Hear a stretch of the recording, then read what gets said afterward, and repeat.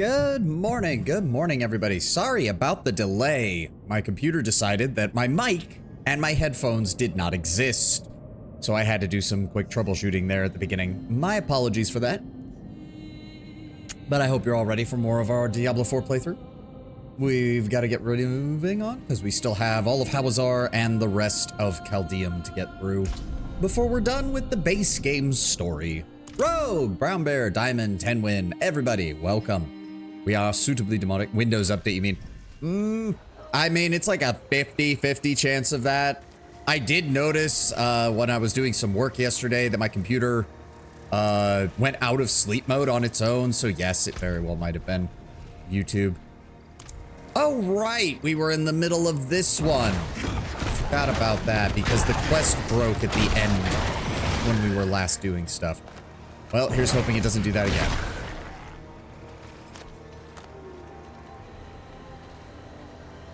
Here's hoping. I have to head off a little earlier for the work shift today. No problem, Lord Brownbear. Hope your new job goes well. Thank you for swinging by while you can. It feels worse here somehow. This must be the place. Well, hopefully the quest does not break this time or we're going to be having problems. All right, search the foul undercrypts. All right, and stay away from the door because breaking the door before the quest properly updated was what broke the quest before.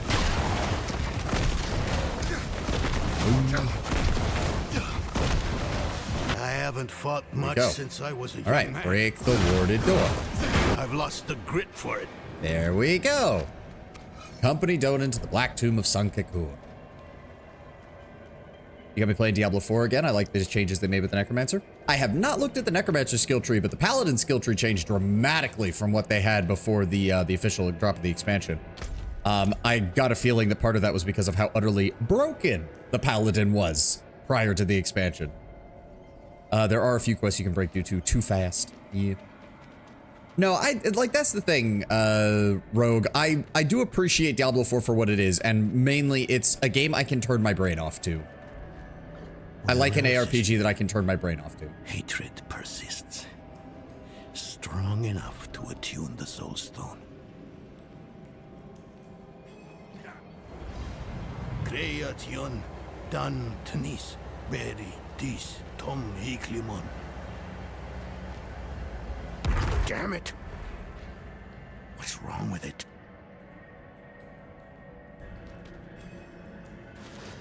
I was about to say, could have sworn there was like a mini boss fight that shows up here. Yep, a manifestation of hate. No.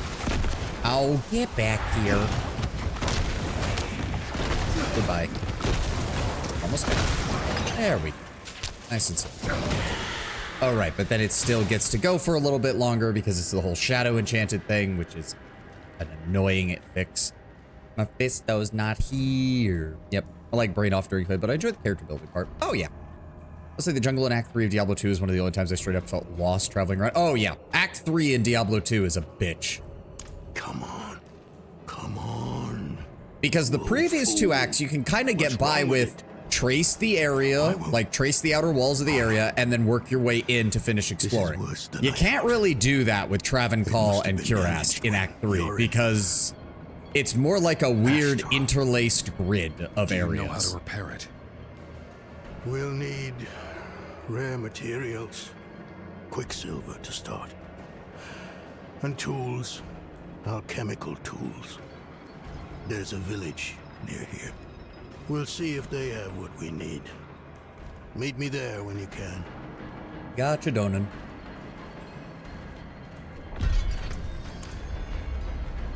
Keep these quests coming. There we go. Quest progress saved. Good. Good. This won't break on us again. Oh, right. Hello. Forgot to summon you.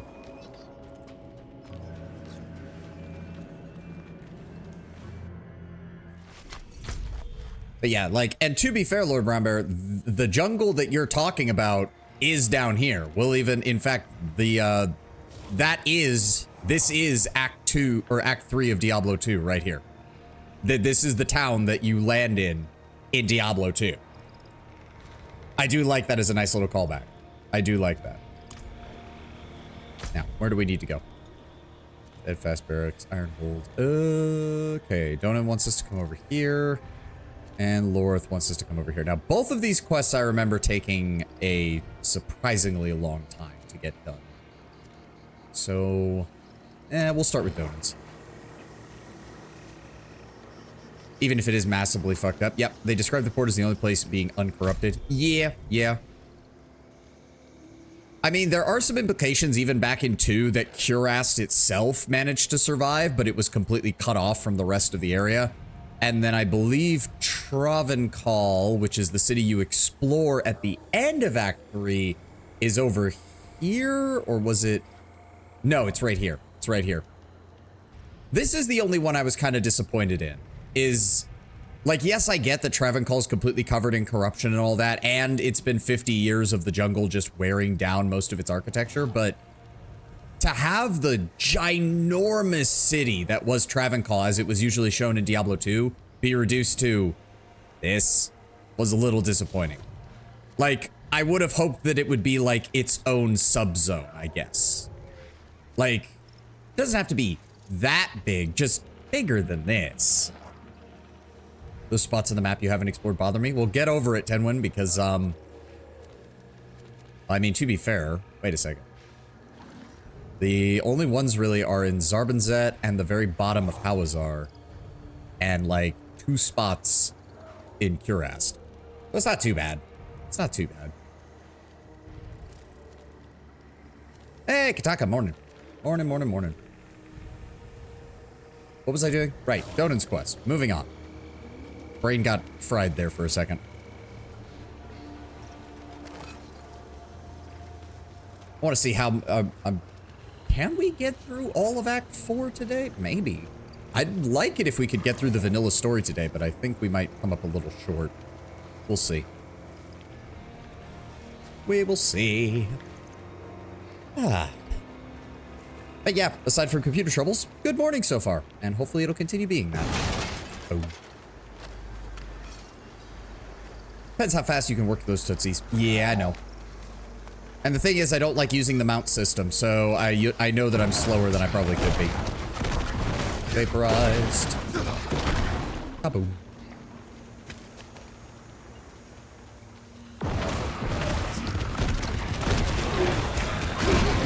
Nope. Be gone.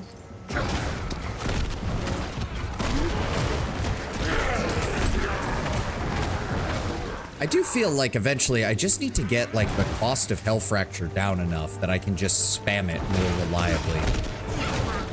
Once I do that, this build should fully come online.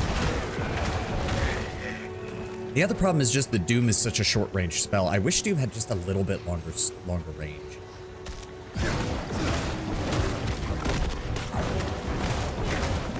Nope. Stop. What was that? Trying to write a Pathfinder one-shot for some new players. Lost my ability to build sessions at some point. I'm not sure when. It just happens sometimes. If you're... Any skill that you don't use for a long enough time is eventually gonna just sort of stagnate. Probably could play for Warlock. It feels clunky. Like, I get what they were going for. They definitely wanted a character that had a lot more, like, weird synergies. Which I think is partially why so many of the abilities have a third version of them that changes fundamentally how the skill works. But I think they did it a little too much.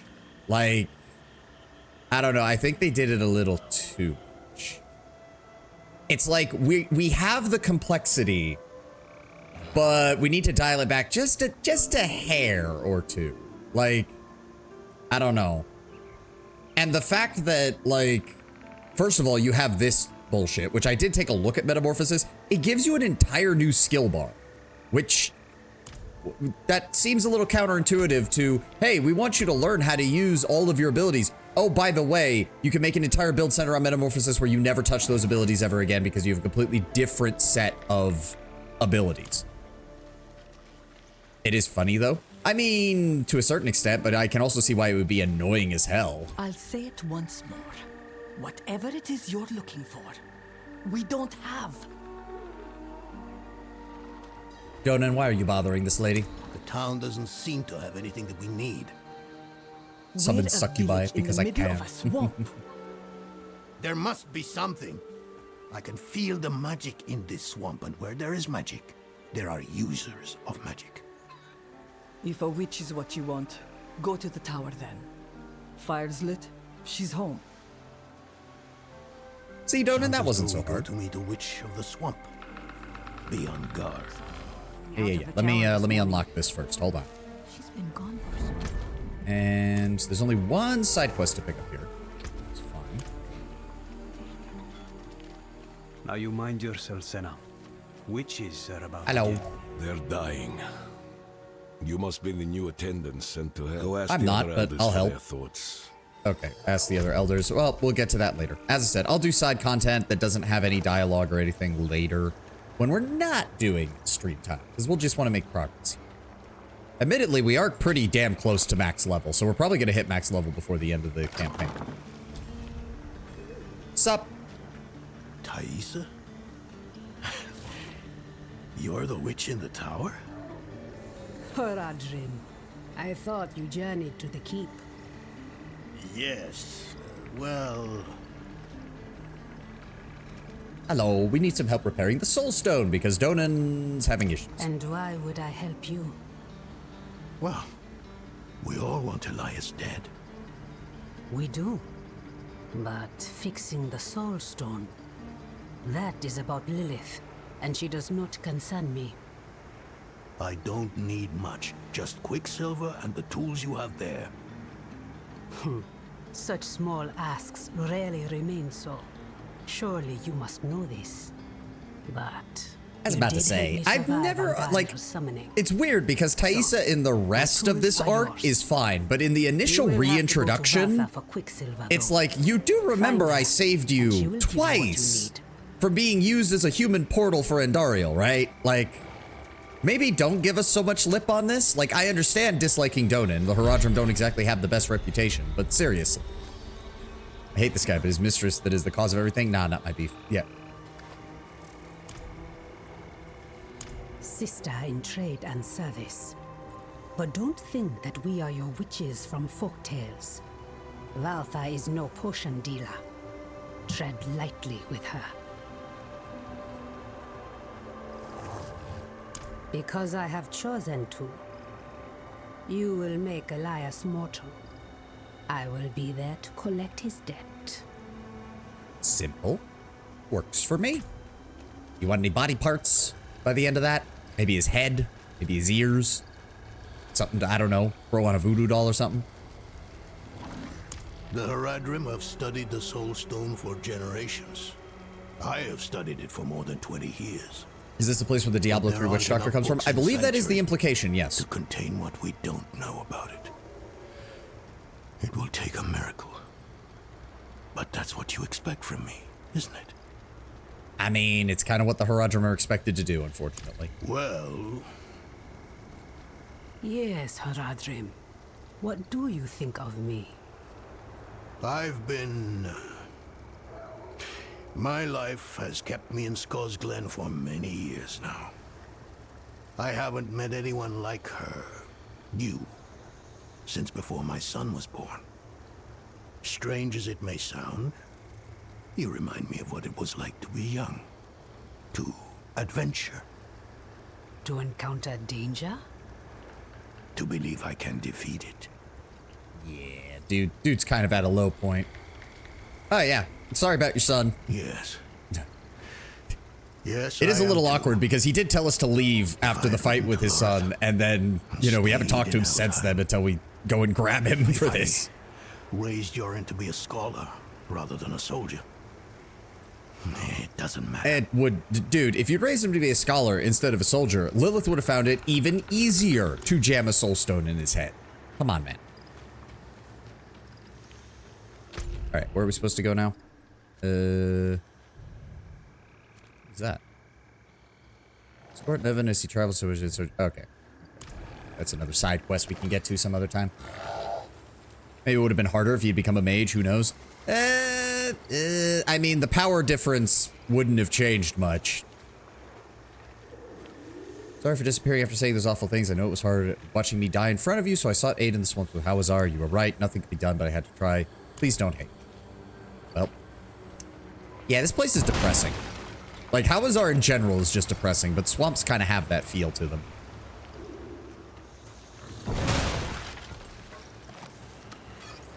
Yeah, sometimes I feel like they spread out the enemy packs in the overworld a little much.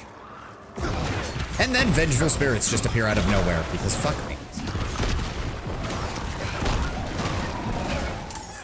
Be gone. Juicy, juicy experience points. Oh, hi.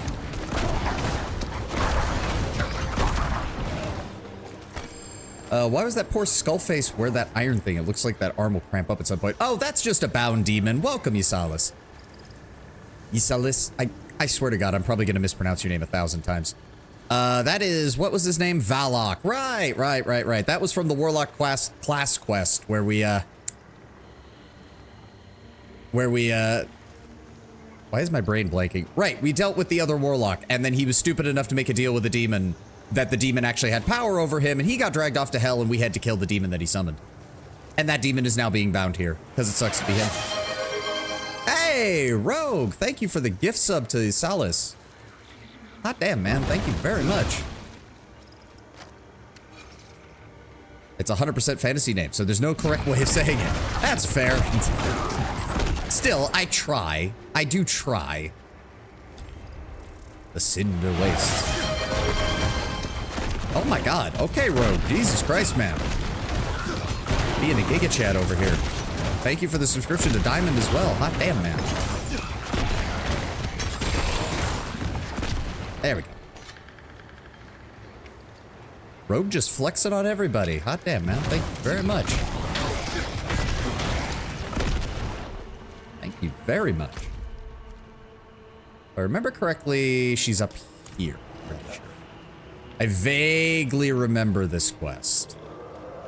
At the very least, I remember mostly where to go. Everything must explode. Ah, you son of a bitch. Let me out. Ah. Bloody control effects. Everything must explode. Skull Knight from Berserk works as a selectable character in this game. I mean, I could see it. You could definitely build a Berserk character in this. That's for damn sure. Honestly, Diablo might be the one setting that almost gives Berserk a run for its money in terms of how fucked it is.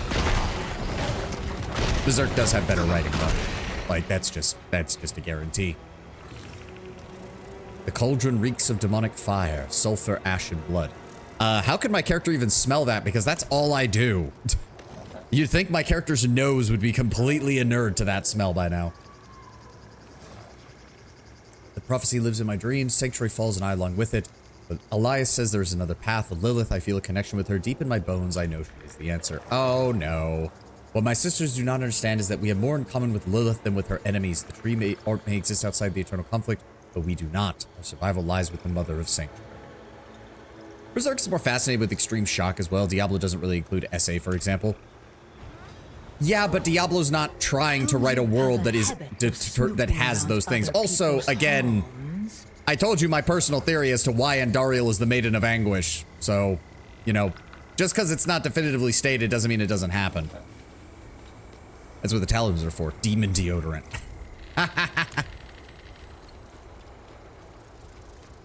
And also, to be fair, Tenwen, as someone who's read Berserk, there were a couple instances early on where you could claim that the essay was for shock value, but by and large, when Mura used it in the actual writing, it was not for shock. It was legitimately, this is how fucked up this world is. These things are not going to stop just because this is a fictional setting, and this is part of the reason that Guts is the way he is.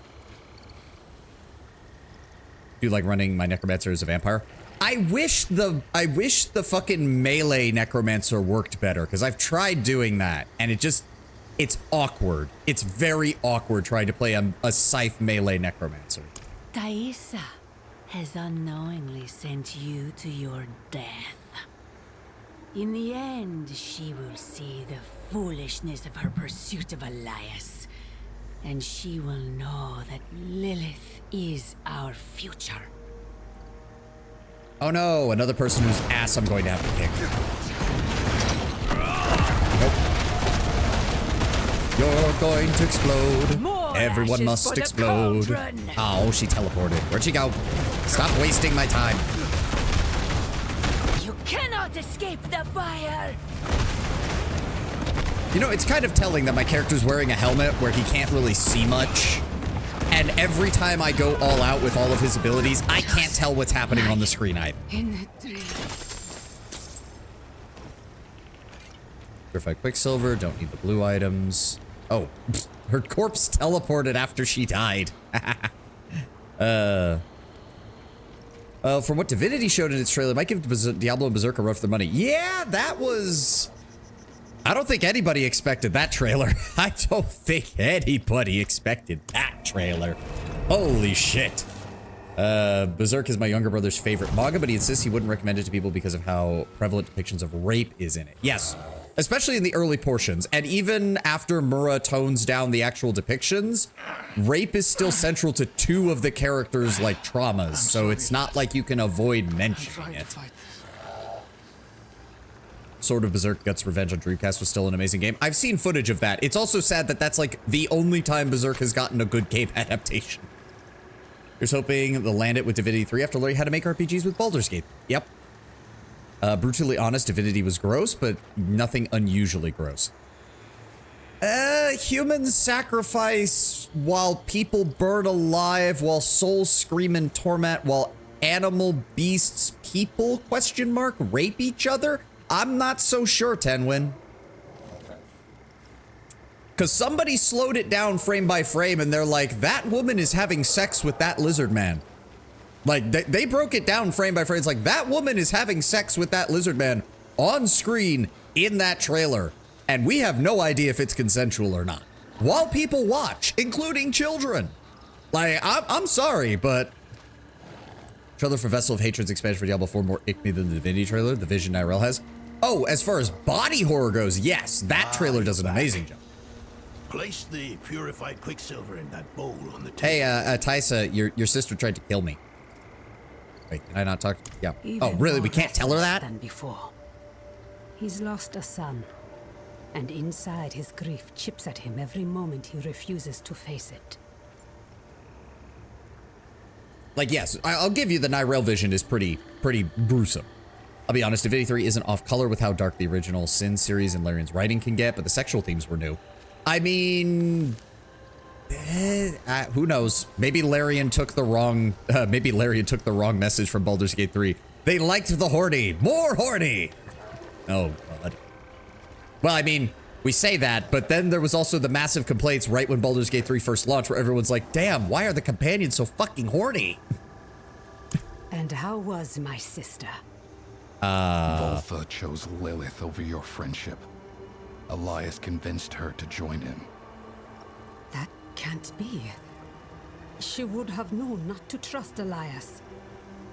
It wasn't Elias that seduced her, but Lilith. She found her ideals convincing. Pointing at debauchery, painting it as a bad thing, at least that's what I felt. Yeah, well, bad, or at least soul scarring, or at least corruptive in some way. I mean, something like that. I'm personally just out Larian can write dark. Maybe just me, but all the Divinity games as well as Baldur's Gate 3 had this tone that doesn't really make things that dark by comparison. Yeah, there's a very tongue-in-cheek for a lot of it. I've seen my allies throw their lot in with Lilith. Like, they can do dark moments. Like, I would argue that the very final run of Baldur's Gate 3 from where you have to choose between Baldur and the Prince of the Githyanki, everything from there to the end, to like the epilogue, is actually really dark. The Absolute's invasion, its attempt to mind control everybody, people just transforming into mind flayers in the street, the warfare in Baldur's Gate, having to make the choice of, do you condemn the only person who is the chance for the Githyanki to have a future that isn't under Vlaakith to a fate worse than death? Or do you take that punishment on yourself? Like, that whole arc is very, very well done. But can Larian make an entire game out of that kind of darkness? I am not sure. Afternoon, welcome 90. Turn the wheel twice. Turn the wheel twice. Are Or is it 3 times? Give it another turn. What am I forgetting? The sulfur. Grind it in the mortar. Where is it? There it is. The definition of dark is different from person to person. For me, Original Sin was plenty dark. I have not played either of the Divinity games, so I do not. But Jesus Christ, Rogue. My man is just flexing on everyone right now. Hot damn, 4 gift subs? Good lord. My dude. No, it's not working. Donut is having a freak out moment. Speak to me outside. I told you. I told you. I'm not the man you want or need. I just gotta give props to Donut's voice actor. He probably delivers one of the best performances in the game. He is not up to the task. What can we do? I suspect he no longer trusts himself. I mean, would you, We if cannot you blamed erase yourself for all your his son's doubt. death? But his most recent grief, his son, there is a way. He won't enjoy it, though. Why help him? You could simply leave us to our fate. It's like, didn't you just talk about how you didn't want to be part of this? Everyone needs a reminder every now and then that you can defeat danger. You only have to try. Paradrim, come here. What? Why? I want to take you somewhere. A place of old power in this swamp. It's the same as I people that think it says it will Veilguard do was some dark good. because it had dark moments. Dark moments does not a dark game make. Oh, I agree. It's about a consistent atmosphere and tone. Pillars of Eternity 1 is darker than Veilguard, even if Veilguard goes out of its way to try to have moments that are darker. I agree. I agree. But I was pointing out that if you did want an example of Larian writing a well-done, like, dark segment of story, I do think the final chapter of Baldur's Gate 3 is solid. But I have to agree, can you stretch that into an entire game and make it work? Well, some writers can and some writers can't. DOS 1 in general was sort of a fluffed up theater of fantasy themes. DOS 2 with moments like the above and other things could be very dark. Yep. Hope with Divinity 3 you'll be able to play the lizards. I loved how they look. Again, I've seen gameplay footage from Divinity 2, but I have not played more than like the tutorial. Where are we going again? Oh, right. My brain is just not functioning today. Didn't help that I was delayed by like 5 minutes getting into stream because my computer didn't want to recognize my microphone. But no, I'm optimistic. Oh, right, we already read that. Same reason that I'm optimistic with Owlcat doing Dark Heresy and with their Expanse game. I'm hoping both of those will be very good. Divinity keeps how different the races were in DOS 2. They don't seem very different in the trailer for Divinity 3.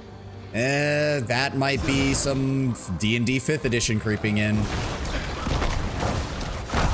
Gone. Ow. Bloody wasps. Why are the insect enemies in Diablo always among the most annoying? This is discrimination, I swear. Cinematic trailer's not much to go on. Yeah.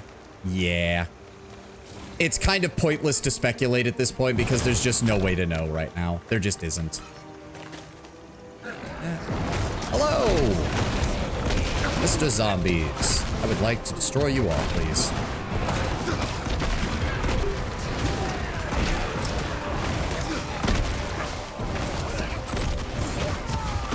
Goodbye.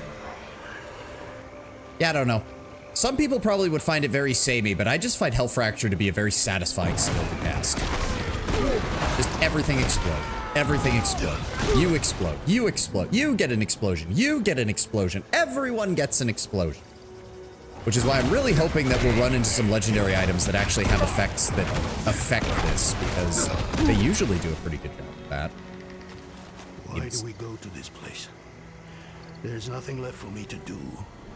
Okay, Can't you see Oprah. Elves were interesting because they added a lot of extra lore with their racial ability. There's the first game with a playable lizard race that did not look like a dude with a mask on. Oh. Cinematics aren't reliable 100% to feel conviction, especially as the lighting was so dark. Yeah. It's very clear that I think the trailer really just existed to be like, hey guys, this isn't going to tell you anything about the game, but this is the tone we're going for. Like, I feel like that was all Larian was trying to do with the trailer.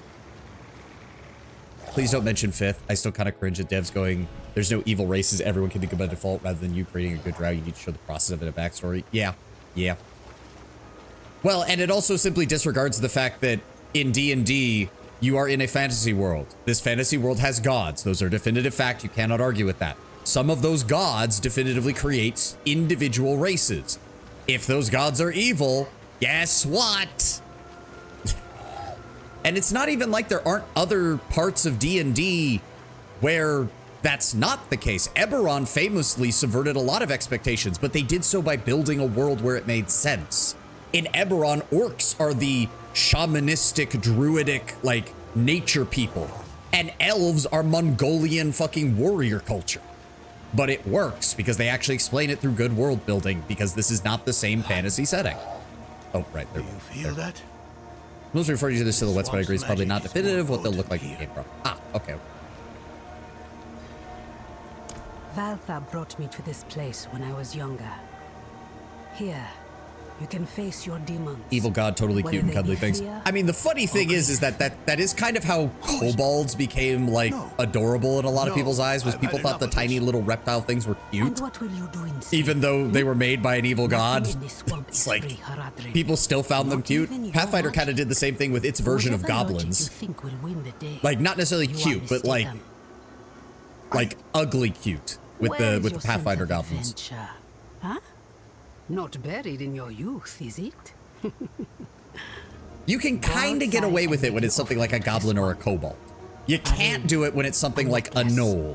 Something you hold dear. When I see a pic of accomplished adventurers who are While in you wheelchairs, do, perfectly deaf for something, our you're proud of it. friend here will For collect fuck's sake, two you'd have an things. adventure, you need to explain why Magic XYZ icon did not go to a and local yellow temple and ask for a notice. major restoration spell. Yeah. I mean, am I the only one? Am I the only one who remembers back in like the early 2000s internet culture where it was like, oh, the munchkins, the min-maxers, I'll give up my ability to walk in order to throw my weapon better so that I can hit harder. And it's like, well, then what else? How are you going to walk around the dungeon? My character has a strong enough upper body that I can carry myself on my leg. Like, did people forget that we used to make jokes about people making disabled characters in order to get more shit, like feats and stuff? Like, did we just forget that used to be a running joke in D&D from 2nd and 3rd edition onward? Gnolls are cute. They're not. What I'm saying is that you can kind of make the goblins and kobolds like ugly cute. You can't really do that with gnolls unless you're a very specific furry artist. I'm sure there's some out there who can make that work. Ah! Stop running me over. Goodbye. So long, farewell. All of you must explode. You and you. A lot of modern D&D treats races just make the game easier to play. They don't want consumers having to put thought into their character, just make whatever you want to play. Which I can at least understand a certain level of that in terms of like, let's make it so that different groups of player character races have different types of attribute bonuses and not just the same bonus across all races. It's like, I can somewhat understand that. We see that even in Pillars of Eternity. It's like, oh, there's different subsets of humanity and different subsets of elves with different racial abilities. Okay, that's fine. But then they just made it where it's like, oh, you can just select whatever you want, wherever you want, in any stat bonus you want for any reason you want. It's like, okay, so you've literally removed the entire point of having racial choices at all. That seems counterintuitive to your role-playing game, but okay. Dumbass. Cute gnolls and a furry artist, easy peasy. Recall one or two artists who can pull it. Oh, I'm sure they can. I'm just saying that if you want a dark fantasy world, you should not be making your gnolls. You know what would be amazing hero in this universe? Elric of Melniboné. I mean, every fantasy series gets an Elric at some point. Like, fuck. It seems to be a common thing. There's the enemies. Boom. Kaboom. Come on. Sometimes I don't like it when the game does this. When the Diablo 4 has a nasty habit, they're like, we're gonna send them at you in a wave. No, just, I have AoE skills game. Just send them all. Send them all at me at the same time and let me just annihilate everything on screen in massive fiery explosions.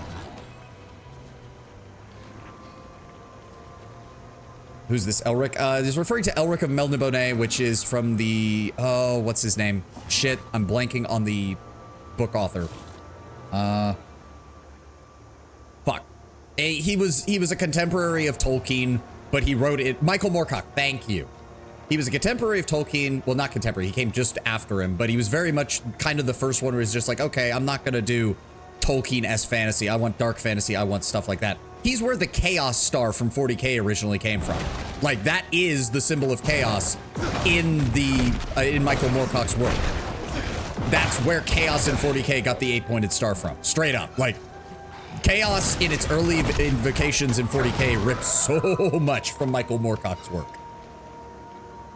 Can't really just pick a druid and shapeshift a lot. You could. I mean, I've seen people play characters that use, like, disguise self ritually just to fuck with people. As items you're ready for requires endgame dungeons. Oh, do you need, I'm wonder tries for abilities I run. I'm just not sure if I can give them to you while they're dropped. You're not being in the party. I'm not really looking for anything specific. We're just playing through this to play through it, 90. I wanted to do a full run of the story now that Warlock is out, mainly because I wanted to see if the Warlock's dialogue was much different. There's a few that have been different. I'm hoping when we get to the expansion content, there will be more. And then we'll get into the actual recent expansion once I get through all this. Trust me, I'm not going to be making Diablo 4 like a regular rotation on the channel. I just wanted to do this with my brain again. I just wanted to do this with the expansion being out. Where the fuck is the Yellow Lotus? I thought we went through this place. Don't really mind suffering a trauma, wounds. An adventure with an eye patch or being one-armed is cool. It's just that wheelchair specifically is questionable. A hovering throne for a crippled wizard, excellent. An artificer that's lost their legs, riding in a mechanical harness. Yeah. A rogue in a wheelchair, now it's just busy. Yeah, make it, if you're going to have them have that, make it actually fit the character. Hell, we can tie this back to Pathfinder Kingmaker with Jubilost, because Jubilost literally is this trope to a lesser extent. Jubilost has eye trouble. He still wears normal glasses. Your character can even bring up, you're a famous adventurer. You're wealthy beyond imagining. You could easily go to a cleric and have that fixed. And Jubilost is like, yes, but having the glasses reminds me of my history when I wasn't rich, and it connects me to many of my readers who aren't rich. He does it purposely as some would call it a virtue signal, others would call it living by his principles, but either way, it's at least internally consistent for the universe. He at least acknowledges, yes, I could go to a cleric and get my eyesight issues fixed, but I choose not to. And I have a reason. It's a logical, if emotionally driven reason, but at least it's a reason within his own mind. Miura was inspired by Moorcock, which helped make Berserk. Not surprised by that. Almost all fantasy in the modern day traces itself back to either Tolkien or Moorcock. Like, there's no getting away from it. And then a bit of, oh shit, who did Conan the Barbarian? Why can I not remember his name? I can't remember. Fuck. Artificer with no legs but a metal spider for locomotion. An alchemist with a no arm grafted in place of the one he lost. Yes, make it fantasy. For God's sakes, you're in a fantasy world. Make it fantasy. And maybe make your class combinations that have disabilities make sense. Like, what is that meme image that makes the rounds on Twitter every now and then, which is like the barbarian in a wheelchair? And it's like, that doesn't make any sense. How does he work out his legs? His legs do not work. You lost your legs, barbarian Dan. Oh, really? More invisible enemies? All right. Everything needs to die.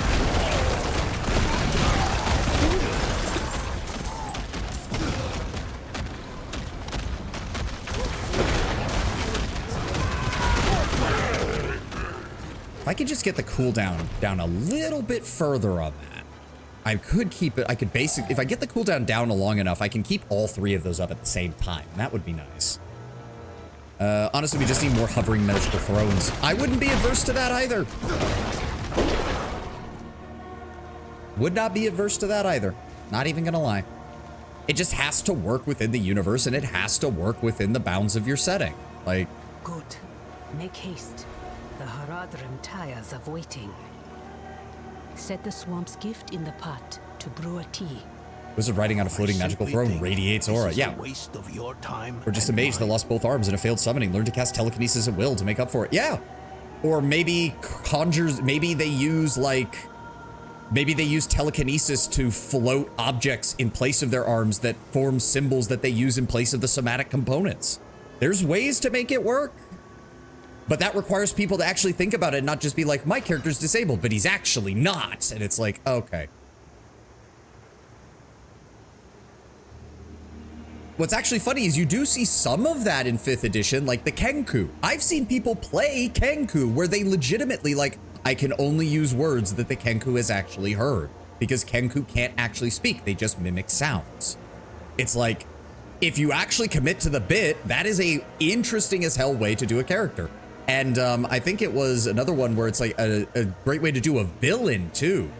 I saw, oh, it was the guy who did the animated spell book, where he would do little shorts on individual spells. He also talked about one of his campaigns. One of their main villains was a Kenku who would taunt the party in the party members' voices by mimicking their voices. That is a great idea for a villain. Do you see the braziers? Light each of them. Then we will drink the tea. But again, that requires you to, for lack of a better term, it requires you to commit to the bit. If your character has a disability, you have to actually play within the bounds of that disability. Don't just hand wave it away and say that magic handles it. For the swamp to call Created a out to protest your of soul Loviatar. He and claimed he was the draw goodest guy under the sun. His from patron you. do not mind being Poison guy. from a wound. Wait, what? Some dude who created a I'm having trouble parsing what you're writing here, 90.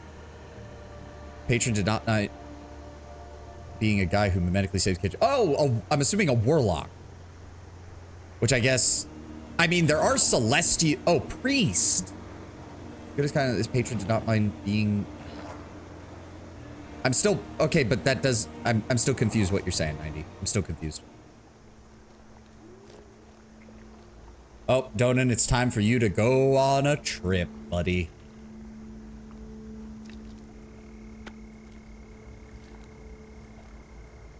I hope you're sitting down, Donan, because you're about to go on a trip. Loviatar the BD. Oh, the god of pain. Okay. Now I see what you're saying. It's a conflict of character design versus what they're actually playing. Okay, I see what you're saying. I see what you're saying. Donan, I did suggest you sit down, buddy. Oh no, they're coming. I love how both me and Taisa are just sitting down, and Donan is like, I told you to sit down, buddy. You're going on a trip, man. It's not a good one from the sound of it. Father. Yorin, my son. How is it possible? My son. Please come back to me. Come back. I shouldn't have let you go. I should have said no. I should have kept you with me at Eldheim. Why did you let me go? I don't know. Well, it does not sound like that god is evil per se. Well, it's not just BDSM. If I recall which one it is, it's literally the infliction of pain on others and yourself, and they do not take consent into account, Isalis. I did. And I do again. Stop. Just...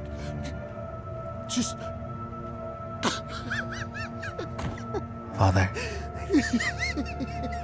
I'm ready.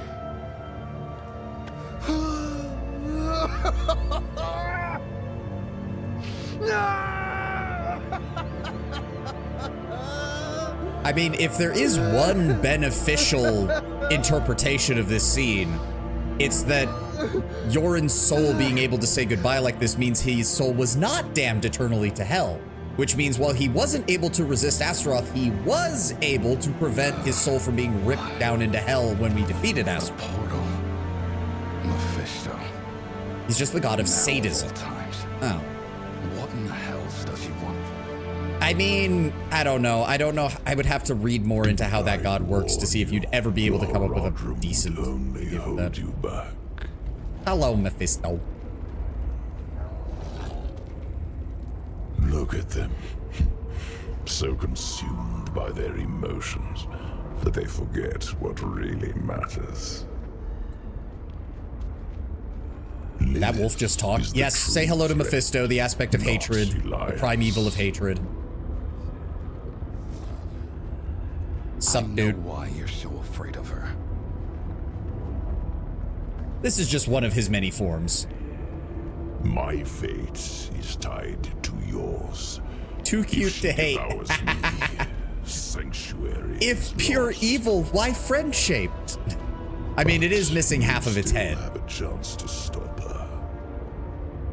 And most of the skin on its paws. What if I opened a portal for you out of this swamp?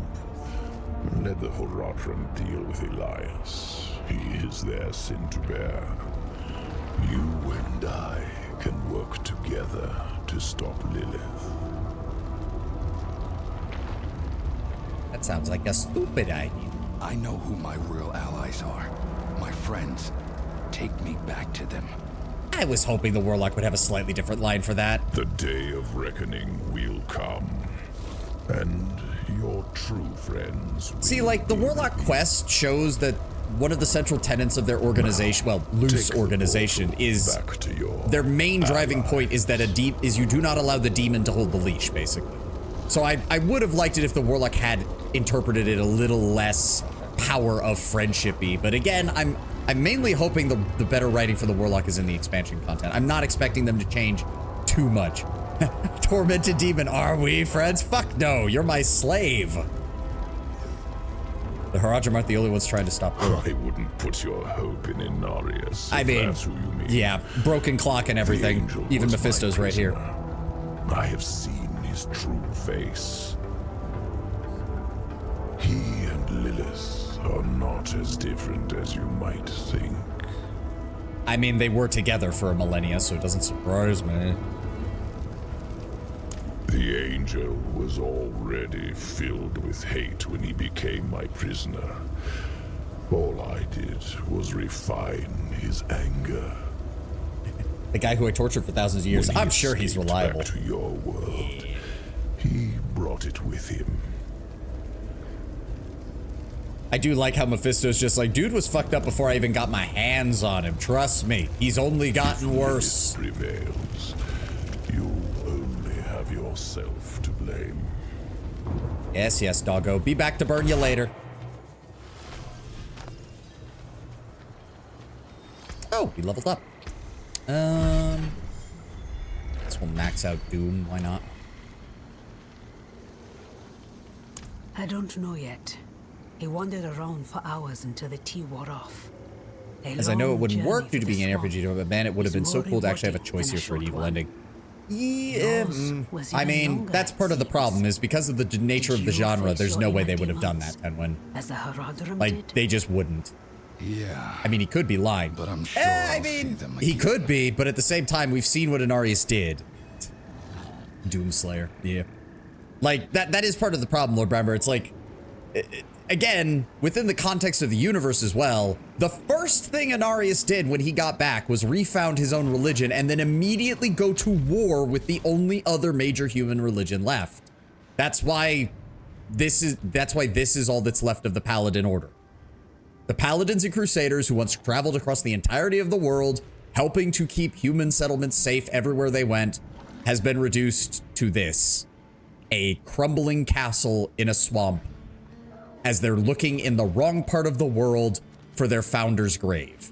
Like, the first thing he did was trash the Zakarum, who were pretty much the only unifying force humanity had left. Inarius is not on our side. I'm gonna have to agree with Zoltan Kuhl from Diablo 3 on this one. The heavens and the hells are humanity's enemy, because both of them want us dead in this game. Mix the quicksilver in the pot. Mix the quicksilver in the pot. Where is it? There it is. And the fire. Turn the wheel twice. No more, no less. Now grind the sulfur. Carefully.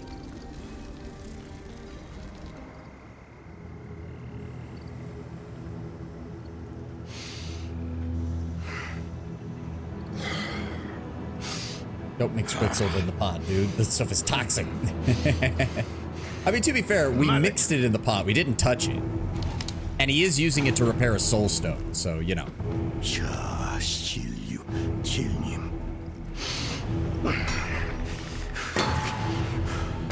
Sulfur. Careful. Now stand back. The vapors of the stuff alone are toxic? I'm sure. They have their own language. The implication is... if I remember correctly from the Diablo 1 manual and some of the supplementary information that we've seen of magic throughout the Diablo series, every mage clan kind of has their own language, or at the very least like a trade cant that they use. But because the Haradrim were formed from members of every single mage clan that would join Tyrael's organization, their unique, like, cant is a mixture of pretty much every single mage language in Sanctuary.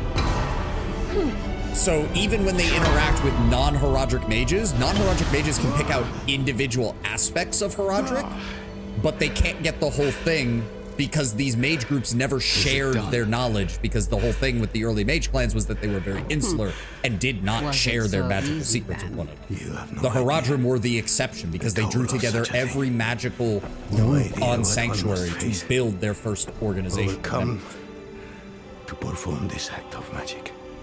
Perhaps not. But still. Enough. It is done. Let us not tarry. Yes. We have our task at Zakarum Keep. Let's finish this. That is kind of the point. Yeah, we are working with quasi-divine, quasi-demonic magic here. Like, some of the ingredients being toxic is not exactly a surprise. Alright, so I believe... Yes, now we have to go do the other half of Act 4 with Nyrel and Loreth. But yeah, so it's kind of the same thing where, like, alchemists and other things would always encode whatever they did. The various mage clans encoded what they talked about. The Haradric, because they drew on all of the different mage clans, were able to combine them into a singular sort of trade language of sorts for them. It's also why Haradric magic is slightly different than everyone else's magic, and it's why Haradrim has never been, like, a class in Diablo. Are the Soulstones unique? Can they make new, or is that lost magic? So the original 3 are unique because they were formed from fragments of the World Stone itself. I do remember reading up on this because I was confused about it too. Donan was a Soulstone specialist when he was learning under Tyrael. And specifically, Tyrael gave him access to Zoltan Kuhl's research on the Black Soulstone and the creation of artificial Soulstones. That is what he has. It is the Soulstone he has is an artificial Soulstone, but refined because he's been building off of Zoltan Kuhl's research. The problem is that as was clarified in, I believe it was one of the supplemental materials for Diablo 3, the original 3 Soulstones were the only ones that were perfect Soulstones. Theoretically, they could contain the Primevals forever, provided there was no damage or no mortal interference. Artificial Soulstones, however, are always temporary. And even if they work for a long time, they are not guaranteed. Is that a surprise? Emitting high energy particles would be more what I expected. Divine stuff. I mean, the angels do radiate light, but the question, I mean, the angels do radiate light, which by modern scientific definition means that they are emitting radiation in some form. It's just not harmful radiation. But yeah, it is a quasi-lost magic, Tenwin, because Donan is the first person in centuries who's been able to do it. And Zoltan Kuhl basically made the prototype in the Black Soulstone that we used in Diablo 3. The Black Soulstone was also unique because Zoltan Kuhl used a variety of, shall we say, less than ethical means of acquiring it and empowering it. Means that Donan was not willing to replicate because, you know, he didn't want to be a monster. Gone. I said beyond. Sanctuary is some level of fucked up as the evils can't be contained permanently. Yep. The original Soulstones at least had a chance, but we all saw how that worked out. Light is funny. It's both an energy wave and a particle. Well, in this case, the light are actually tentacles that come off of their backs and they stab people with them. Which I will admit, I do love how they do angel wings in Diablo, because that is really cool and a very unique idea. Leave me alone. Look at all these snakes. I hope nobody has a fear of snakes, because we're going to be fighting a lot of them in this area. Gone. So long. Farewell. Avidas and goodbye. Ibs. Also the faceless thing. that's okay. Like, I'm kind of indifferent on that. I feel it's a nice touch.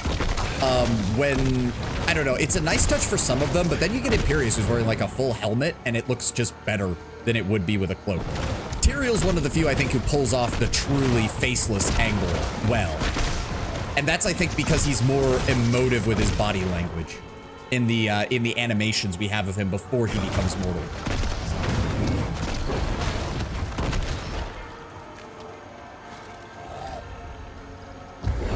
Ooh, channeling try.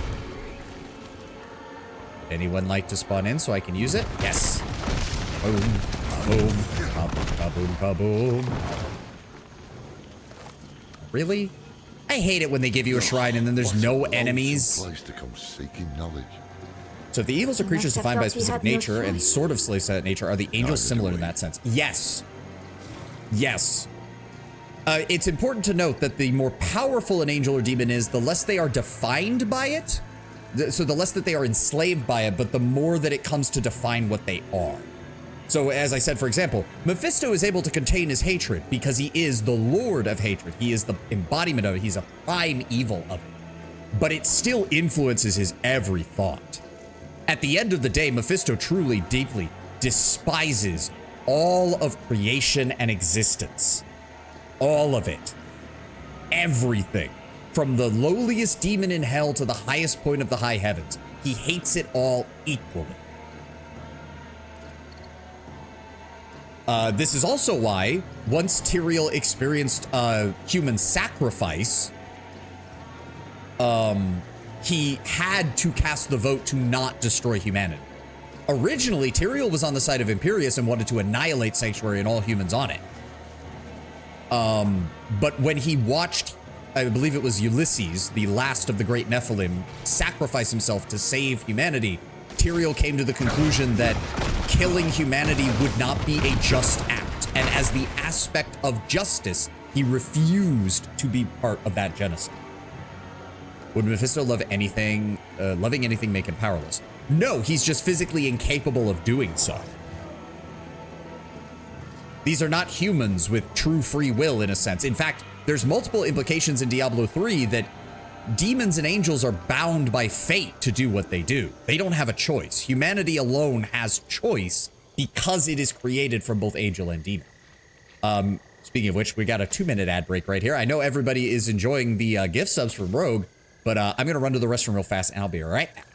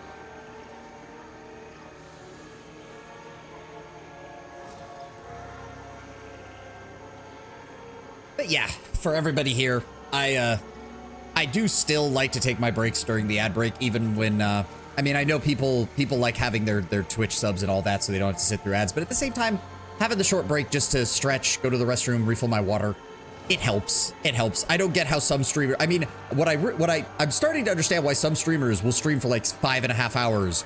And then they'll be like, okay, guys, I gotta go to the restroom and take a break. And then they're gone for like 15 to 20 minutes. Like, I get it.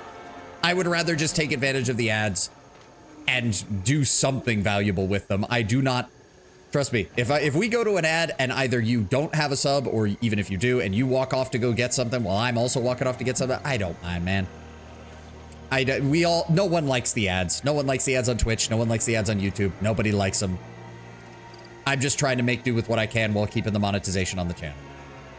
Because as we all know, you can turn off everything monetization-wise on your Twitch channel, and sometimes Twitch will just play ads anyways. Because they hate you. All right, let's keep moving. Another set of eyes, at last. We've been searching for Timaway with little success. All right.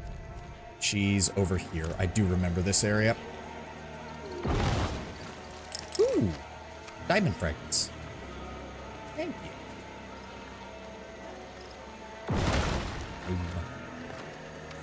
Hey, yeah. Everything must explode, spiders and snakes alike. That's a new skill. I don't remember them being able to do that. What does that do? Oh, well, it's dead, so I guess it's not going off. Do you think Elias knew? Well, Nyril was going to say something, but apparently the game decided to cut her off. I don't know why. Can I re-trigger the dialogue by any chance? Or are you guys just stuck? Nope. Okay. Well, so much for that. Whatever she was gonna say, she's not saying it now. Whoa, okay, that was some massive lag spike. What the frick?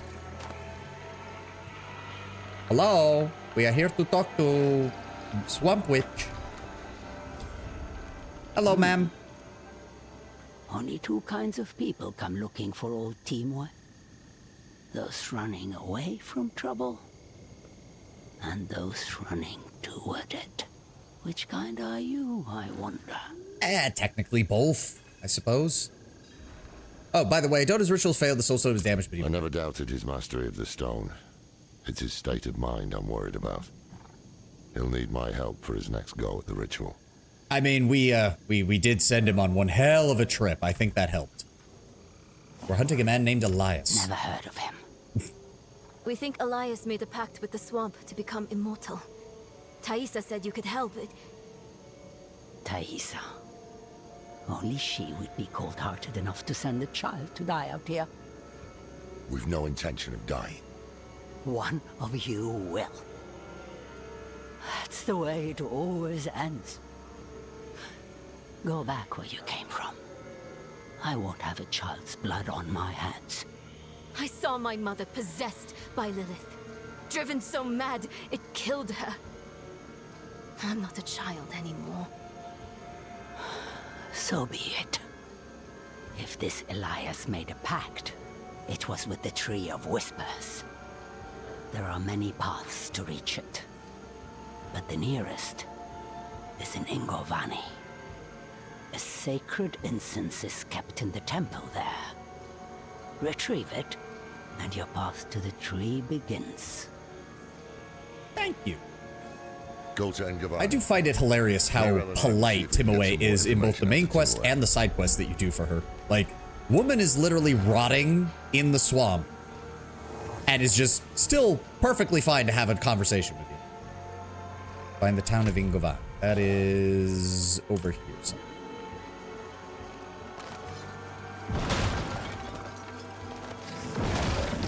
More snake people. Set them on fire. Huh. You know, I never really looked at their skeleton, but they actually do. For some reason, I half expected them not to animate the, or not to model the skeleton, like the tail part at all. Oh. Bloody annoying suicide bombers. Go away. Kaboom. Means she's losing her humanity. I mean, yeah, to a certain extent, that is how the swamp works. But, like, it is just kind of funny where... It's just funny that you go across most of Sanctuary, and most of your interactions with people in the wilderness are, oh god, everyone wants to kill me. And then you have old woman witch in the middle of the swamp slowly rotting, like, alive. And she's probably one of the more polite people in the entire game.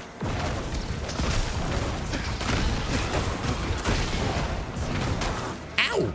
son of a bitch. How dare you stun me?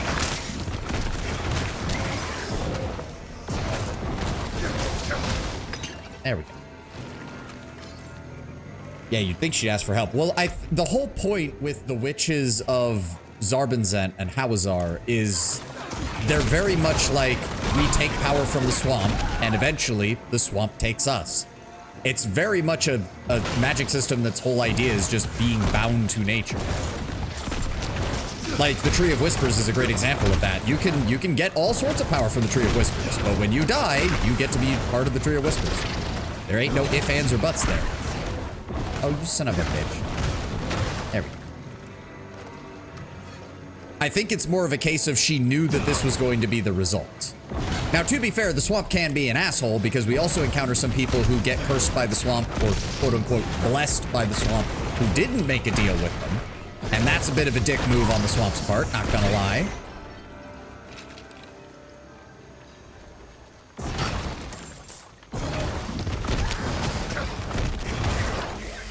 Also, I will say, this entire zone does remind me of Grim Dawn's first act.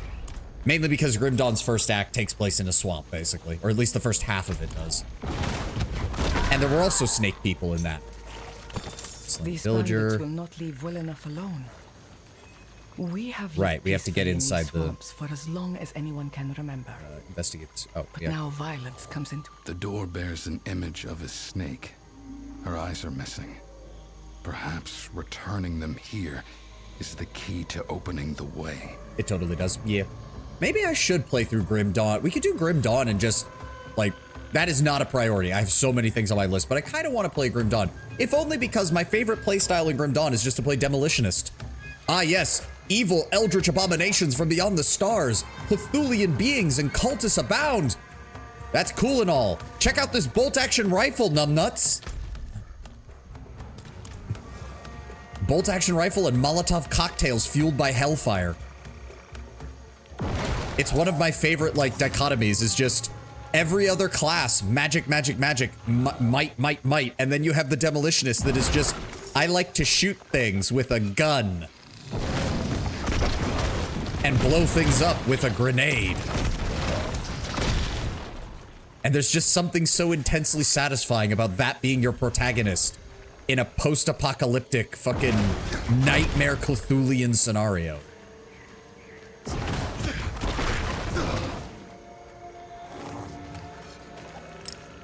Solomon Kane would be proud. Yes.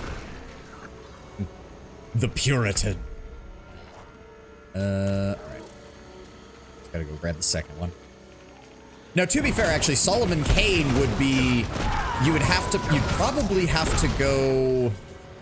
You'd go Demolitionist Inquisitor, because the Inquisitor lets you dual-wield pistols and enchant those pistols with elemental damage.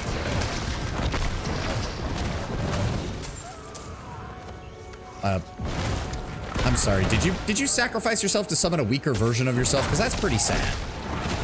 The best magic in the game, gun. I don't want to do the events. I already have more than enough experience. We're already in expansion territory, like level-wise, and we're not even in the first expansion yet. Be gone. More enemies. All of you must explode. You know what? I'm just gonna start. This thing stays on for a decent amount of time. I see no reason not to use it. Of course, I say that, and then there's no enemies. This is why I suck at managing cooldowns. Ow! Dick! Hate instant stun abilities.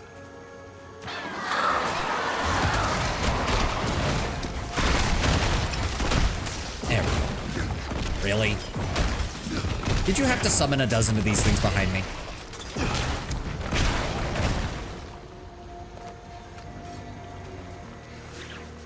What the fuck? Oh. Random NPC fighting, guys. I was wondering why there was bolts just flying out from the other side of the screen. Good enough. We're on the hunt for some artifacts. Where is the serpent's left eye? Oh, sweet! You all spawned on top of me. That makes my job so much easier. I do love that in games like this. Haha, we've ambushed you. Oh, really? Because all I see is people who are in shooting range. The Hunter in Diablo is basically the same, just a pair of crossbows and a lot of anger. Yeah, but it's just not quite the same. It's not quite the same as bolt action rifle. Just, also, I've always been more of a fan of, if you're going to do the fantasy gun concept, I would much prefer rifles or like supersized crossbows as opposed to dual wielding hand crossbows that make no fucking sense when you try to explain how in the hell you would reload the things.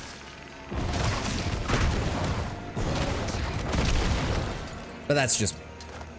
What's up, Bandit? The villagers, those fools. Kind of weird to see this build, to see build this one, which into explosions all screen in one cast. Death found them. It's the Right, way one-handed of crossbows with thieves. the draw strength of a toy. Yeah, pretty much. Hear them still, their warnings. 4 of us are dead now. And I am soon to follow. No wonder you died, dude. There's only like 5 of you. Most of the bandit groups I encounter is like 50 people in them. You guys need to up your game. Or you would, if you weren't already dead. I love convenient targets. Yeah, don't we? Yep. It's like, oh no, the enemy ambushed me. Activates all of my abilities that only function when the enemy is within 5 feet. Be gone. One big crossbow would not make much sense. Reloading such a thing takes about 30 seconds if you're trained. I know, but I prefer it just in principle. That's all, Usalis. Like, if you're going to make it in that kind of setting, I would prefer that feel to it rather than crossbows that don't, that just would not function. Hand crossbows were already notoriously under strength when we have the few historical examples of them. Don't make it so that they're now rapid fire, which has to reduce the strength of it as well. The Chinese figured that out with the rapid fire crossbow that they made, which yes, it could work, but the draw strength on the actual arms of the crossbow was notoriously weak. It was meant to pepper enemies with no armor. It didn't have much of any armor penetration at all. In other words, much like throughout most of Chinese history, it was designed for fighting mass peasant levies with no equipment. And not people who actually understood armor, like all of China's neighbors. Ah, stupid bloody stun. 40 or 50 is the same mortality rate depending on who they bump into. Yeah.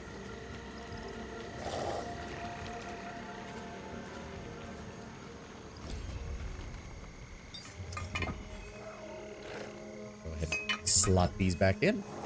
And then we have to do a dungeon.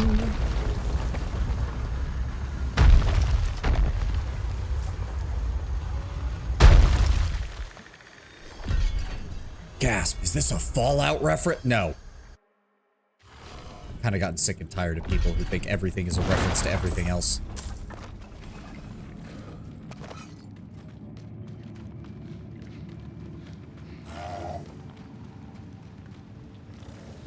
Meow.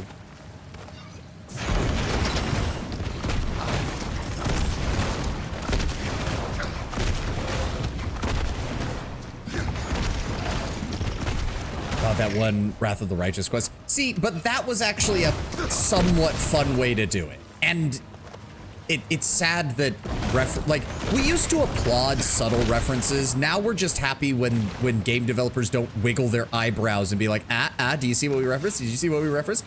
Like, at least the Wrath of the Righteous one was just, yes, this is a Fallout reference. Isn't that cool? Aside from the forced turn-based area that they kind of forced you into because the layout of that place was a goddamn nightmare.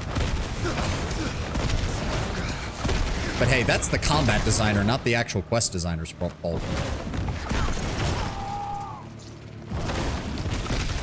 And also, they wouldn't, let's be honest, the Owlcat devs would not have gone, what? No, it's not a Fallout reference. Why would you do that? No, they'd be like, yeah, it's a Fallout reference. Fallout is a great fucking game, isn't it? Every few years, we play host to migrants determined to join our settlement. And every few years, I must preach the laws of the swamp. All things in the swamp must be earned. Nothing is free. Nothing is given or gifted. I hate that. And to our God, we pay the ultimate tithe. Okay, so the snake cultists have been crazy for a long time. Or if it was so blatant, it was more impressive how much OG Fallout lore they used for it. Yeah, and the fact that they found a good way to explain in-universe how a Fallout reference would even work in Pathfinder. Really? Another one of you? You son of a bitch. All of you must die. All of you must die. You'll burn in this hole in the ground. Goodbye. It was mostly experimental initially. Another example, they tried to make a multi-barreled heavy rifle to barrage the deck of hostile ships. Yeah, you had several of those. The one firing it should have broken with its shoulder broken nearly 100% of the time. The muzzle flame is so massive that often set the sails of your own ship on fire. Yeah. Multi-barreled weapons, at least in the early days, were only really usable at very small calibers. Attempts to increase the caliber size early on either led to catastrophic failures of the weapon or just unintentional side effects, like as you said, Solace. Now, you did have some pepperbox guns that were quite effective, but they also followed very small calibers. They were not meant to be lethal. They were meant as a deterrent. And often in places where having a full-size firearm, even a pistol, was simply not feasible.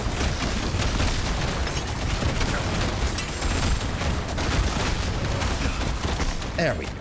Clear all them out. Ooh, diamond. Almost missed you. Gimme. It's also why the blunderbuss started getting developed as well.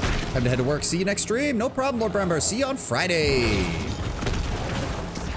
Thanks for swinging by. Hope your work goes well, man.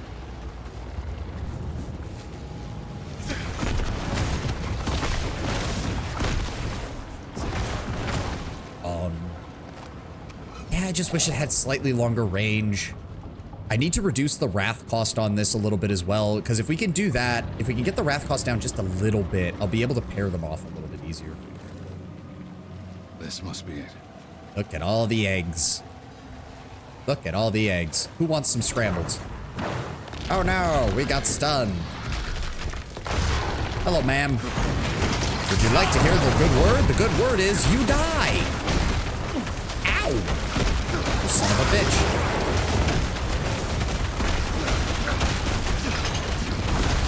All of you must die. Must die. Everything burns. Everything. Oh, good. Nope. Nice try. Ow. Ow. I hate poison on the ground. I hate poison on the ground. Ow. Enough with the knockbacks. Thank you. Goodbye. So long, farewell, you are dead, and I want my shit. Thank you. I want to have some scrambled eggs. I usually have scrambled eggs once a week as like my main protein meal. I'll have eggs in other meals as like a side, like deviled eggs, boiled eggs, that kind of thing. But every now and then I'll just have a big breakfast of just eggs and maybe some toast. Initial firearms were mostly weapons of fear and suppression due to being so horrendously inaccurate. Depends on the type, because that wasn't necessarily true. You had early arquebuses that, while not accurate by modern definitions, were certainly deadly. It's just that you needed at least some level of formation training in order to do so. In fact, the samurai of the late Sengoku Jidai are a great example of this. They still had fairly primitive arquebus designs when they were using them, but using them from behind cover and properly arrayed, they were actually quite devastating, especially against cavalry charges. Now, they got even more deadly when you had people like Oda Nobunaga who went, wait a second, why am I only teaching my samurai how to fire firearms? I could teach these peasants how to fire firearms, and I can teach 1,000 of them to do it. The ritual to summon Lilith would have been demanding. People forget that samurai took one look at firearms and went, fuck yeah, give me more. They expected to make enemies along the way. The inaccuracy wasn't the biggest problem. Early cannons exploded more than they fired. But yes, the safety issue was definitely a problem. It's why the Turks favored their bombards, which were so massively over-engineered that it made them impractical to use in anything other than a siege. But they were reliable, unlike a lot of the early European cannons, which tended to just self-immolate. Good, you found the incense. I'll keep it safe for us. While you were gone, Timur warmed up to us. Well, to Lorath. He's surprisingly nimble with old women. No row. She says there's an altar. That's what the incense is for. It's not far from here.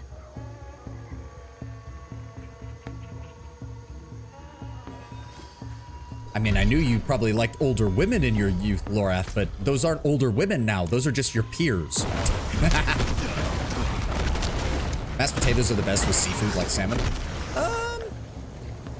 I mean, I'm a mashed potato lover, so like you can pair it with just about any protein and I think it would work, but I don't know about salmon necessarily. I don't know. I've never really seen it used with seafood much, so.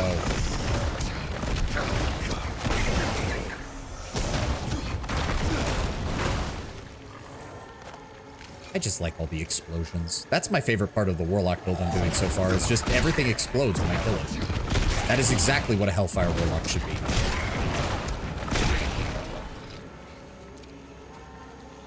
Yeah, see, some of the people in the swamp, they're just wandering around. Like, they're not like Timaway.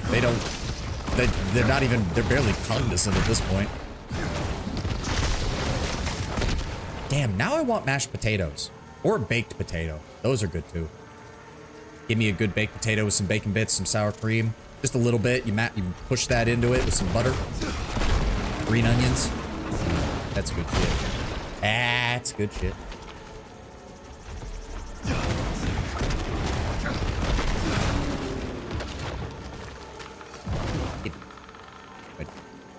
Yeah. Oh, hi. All right, summon them all up.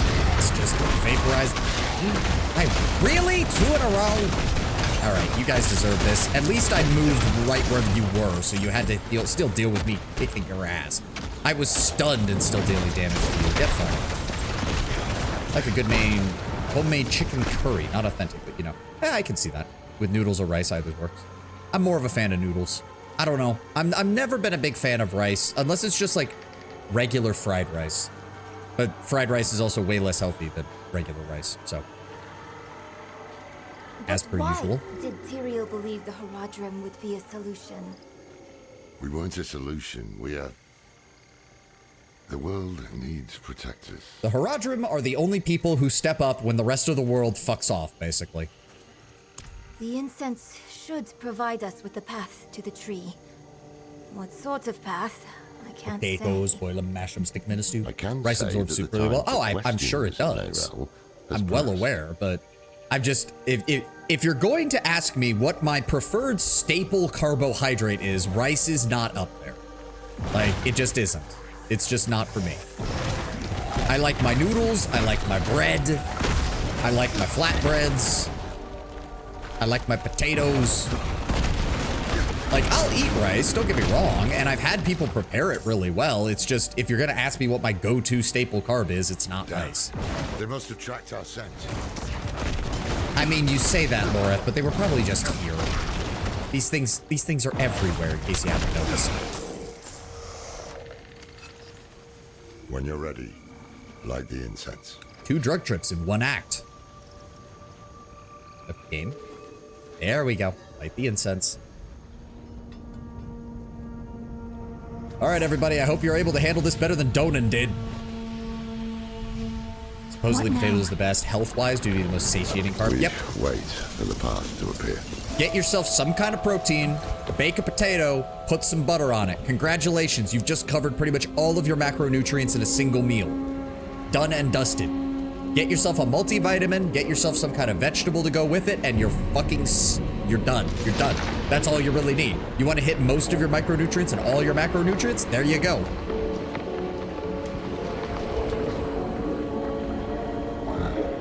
And yeah, it fills you up more.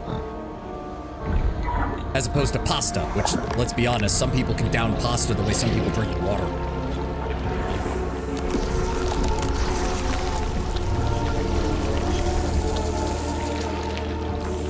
The enemies should drop more items and money. As the difficulty goes up, they do. Like, I think my main character has something like 680 million gold pieces on him. I think 10 would brag about having over 1 billion. Huh. You know, I never noticed that Lorith has a scar on his left ear. Like, a deep one. His ear almost looks like it was taken off. Hey. I never actually noticed that. Wake Multiple playthroughs of this game and I never noticed that. I think it worked. Pasta is very easy to eat. It is. It is.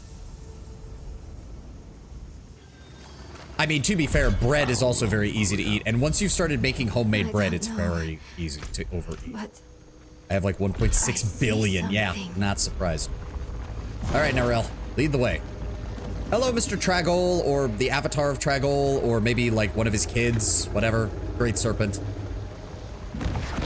Ow, I can't.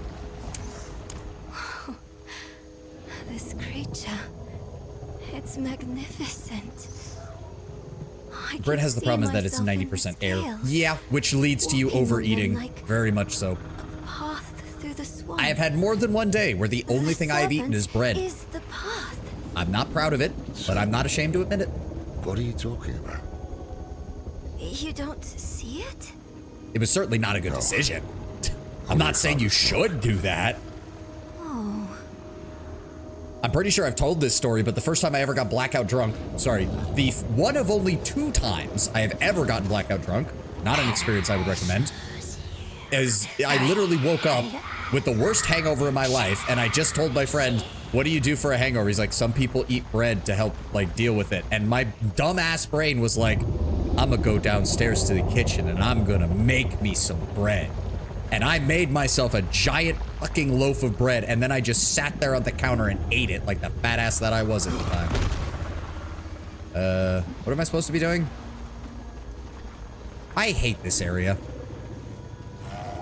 Because the fucking aren't we supposed to go past it? Bread with cream cheese. If you toast the bread, cream cheese goes well. Oh, right, we have to go up here. I really hate this place. I remember once trying to get through this area when I was like short on time, and I was like, oh, I can definitely get this quest done.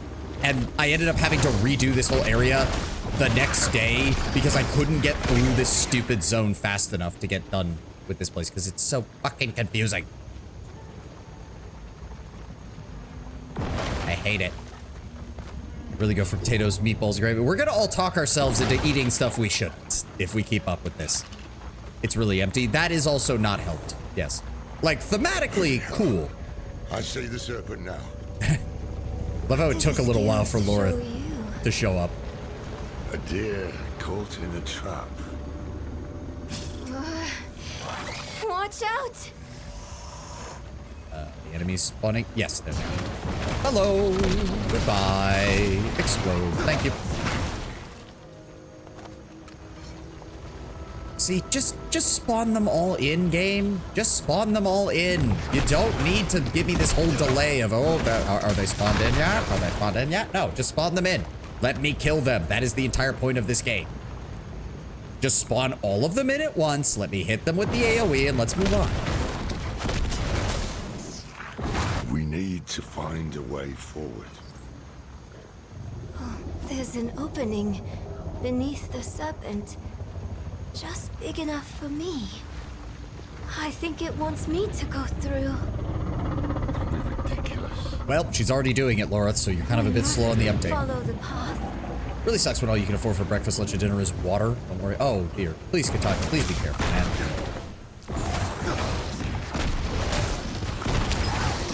Like, my dude, if you can, just, like, get yourself a jar of peanut butter or something. Like, that's fairly cheap, and hopefully that can, at the very least, it'll get you some protein. Just get a jar of peanut butter and eat, like, 2 or 3 spoonfuls. It's probably about the most calorically dense thing you can get for the cost.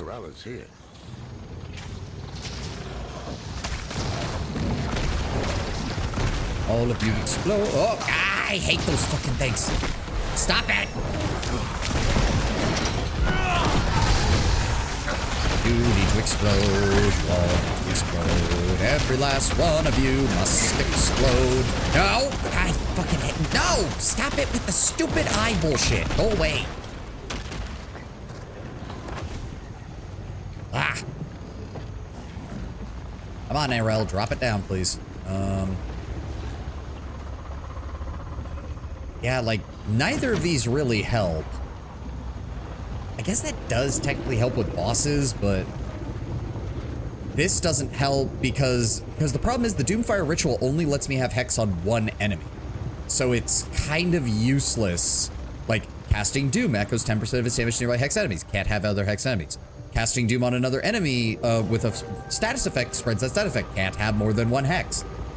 Damage, 1% increased damage for each second they've been hexed. I guess that's technically an upgrade, but it only affects Doom's damage, nobody else's damage. And generates 1 wrath every 2 seconds. If your fight is lasting longer than 2 seconds, you've already have a problem in this game. Like, except for bosses, where that's not going to matter much anyways. I guess we'll just keep bumping up the raw damage on our ultimate skill. Free school lunches. My experience with free school lunch was varied. They also meant you had divine meals, potatoes and meatballs, gravy and lingonberries. Tomato soups. It was good. Missed those school lunches. Lucky you. School lunches where I was were not very good, but my mom usually made my lunches, or later when I got older, I made my own. Whispering. It's the incense. Playing with our heads. Like, sometimes you miss out on the good stuff. Like, the schools I went to had really good chicken. Either chicken nuggets, chicken tenders, or even, like, chicken slices on occasion. With, like, gravy. But then there were other days where you'd look at what the kids at the table had and you're just like, I'm glad I just have my PB&J and my package of Pringles. Secrets like our thief, Elias. Where's... Birds of a feather. Perhaps that is what we need. I hate this area.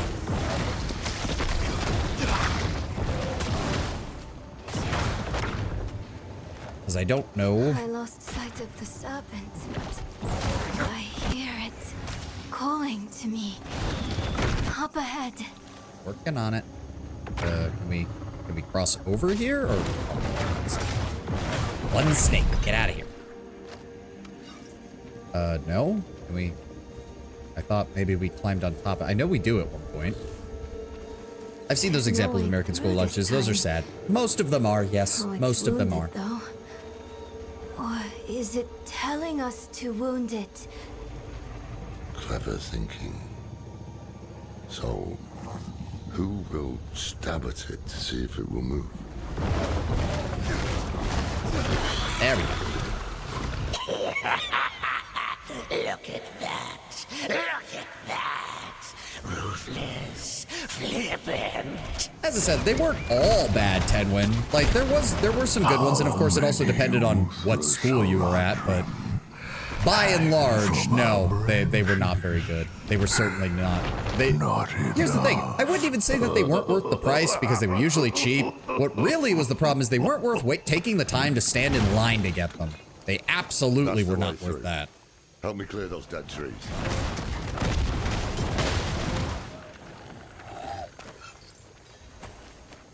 That? It's barring our path again. Keep a sharp eye out. North. Goodbye. Oh, not these things. Forget the snake. Just kill these things before they kill us. Why is the enemy spawning? There we go. Don't spawn invisible enemies, damn it, game. It's the last one. So many come seeking answers. So many fail. Will you die like these souls with a question still on your lips? Where's the enemy? An old drunk. The judge of what is There he is. We are real. And so is the Lord. Look, it's moving. Thank you, Darrell, for shutting them up. To get the answers you seek, you must offer payment. A head for knowledge. What do you mean follow me, Rob? What is that? They have another purpose first. Back over here. Ow. Again, I really don't like this area. This is another one of those cases where it's like, thematically, I get what they were going for. Like, tone, I get what they were going for. The gameplay? Aggravating. I know you heard the voices that time. Who were they? I don't know. We can't trust anything here, but we need to press on. I do think, actually, Tedwin, the funniest thing in regards to school lunches, the thing that really put it in my head, like, I'm really happy that I bring my lunch from home, was one day when a buddy of mine was eating his school lunch. I was sitting with him, we were talking. His dad came in just to say hi to him, like, off work, because the school let him do that. So, you know, he sat down, said hi, stayed for the lunch break. And the first thing he said when he sat down, he looked down at my friend's tray and went, wow, that's the same pizza I was served 30 years ago. It's like at that moment, I was just like, you know what? I'm really glad that I'm eating a peanut butter and jelly sandwich. I'm really happy with my peanut butter and jelly sandwich right now. A path of scales. Come on, Narelle. Get over here. Oh, good. We actually made it through relatively quickly. Or, guys. Guys. Okay, you're just taking forever. The pizza controversy? What pizza controversy? What pizza controversy? What? Is that? Welcome to the Tree of Heads. The Tree of Whispers. Well, Tree of Whispers, Tree of Heads. It's a shit. They're an interesting NPC, but also kind of annoying that they're central to the plot.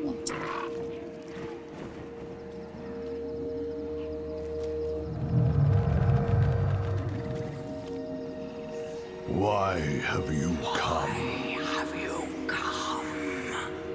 We're after a man named Elias. Elias. Slippery, that one. He owns the tree. It deals in thoughts and insight in exchange for a head. He is the first of us to escape payment. Will you tell us what you told him? If we can stop him for good, the tree can finally collect.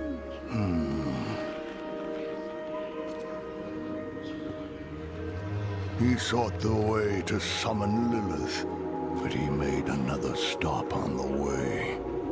To a place beyond the tree's sight. That might explain his hardiness.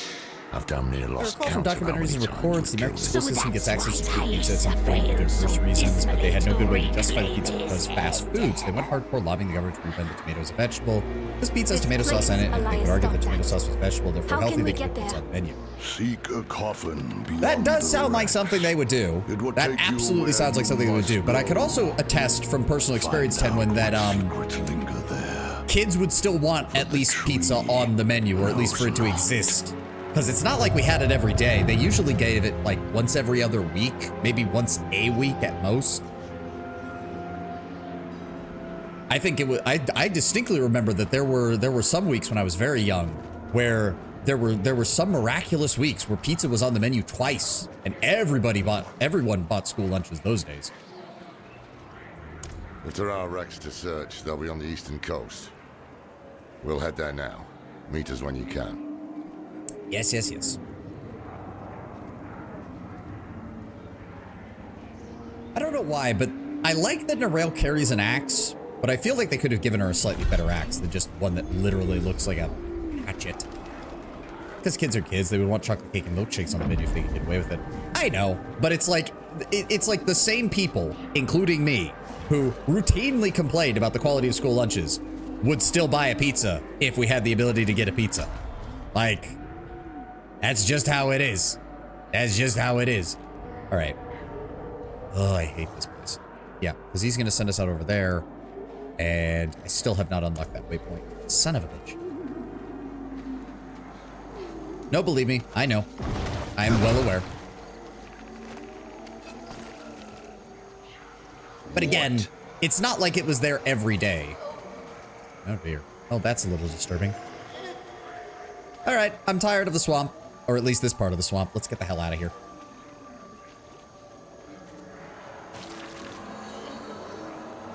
Ooh. Anything? Okay, money. I'll take that.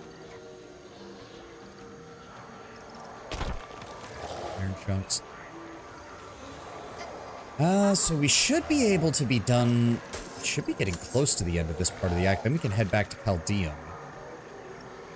Will we get to hell this episode? Maybe? We might. But I don't know if we'll get through all of it. We'll see. We'll see. Got shit to do. Let's just keep moving.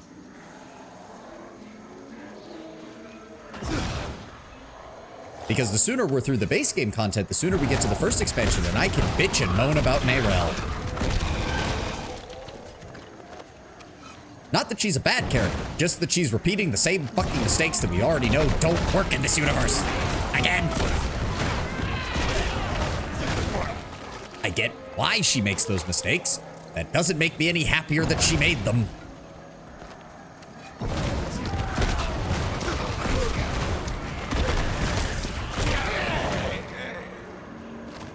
Oops. Oh, hi.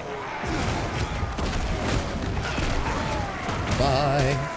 Oh, zombies should not have ranged attacks. Oh, wait. Burn.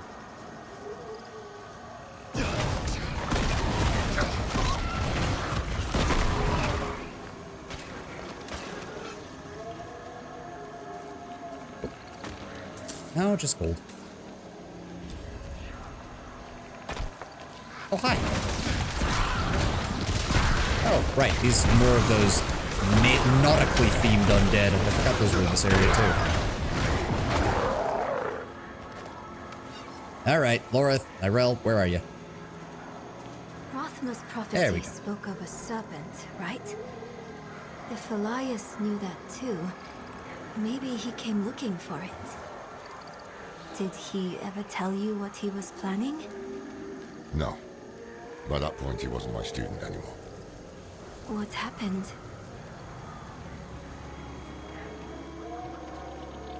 The moment Elias heard Rathma's prophecy, it poisoned him. He became obsessed with it. Prophecies are riddles.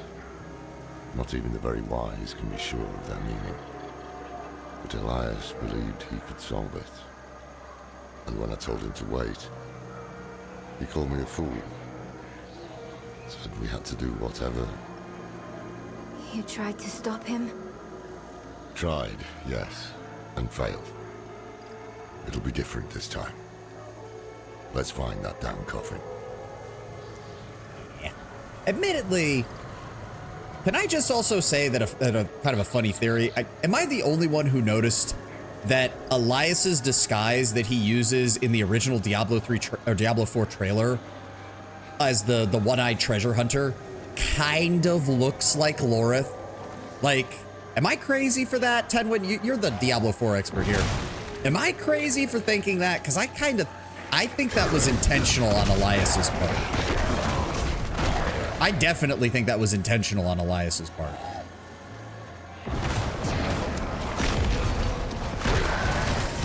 I'd have to go rewatch the trailer. It has been a while since I was seeing it. No, oh wait. All right. Nope. Be gone. Thank you. Maybe it's possible. I mean, I don't know. It just seems like something Elias would do. Would be using Lorith's face to do something heinous. Like, speaking of which, will you do that side quest? I was considering it. I know you pick up the quest from Zarbinzet, and it goes off down here, I'm pretty sure. Somewhere down here, but I don't know where. Maybe. Because it is a side quest, but it is kind of... isn't this where we're supposed to go? Oh, right. Wait, no. We have to trigger the dialogue up here first, and then it'll tell us to come down here because we're a bunch of morons who need our hands held. There we go. All right, activate, please. Any sign of it? There's something at the far end of those ships. I see it too. We'll have to cross the wreckage to reach it. Also, here's hoping that... So, I have done this quest and the main story 3 times. Every single time this quest has broken on me, and I've had to restart the game to get it to work. So here's hoping that 4th time is the charm. Because I really don't want to have to restart again.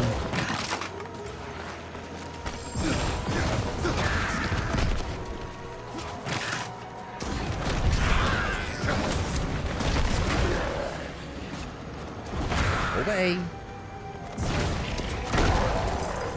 Nope. Right, we're gonna open the gate, right? That's the first part, right? There we go. Open the gate. Here we go. Fight these guys. Please don't break the quest. I am begging you. Okay, enemy's dead. For you. More enemies. For you. Up we go.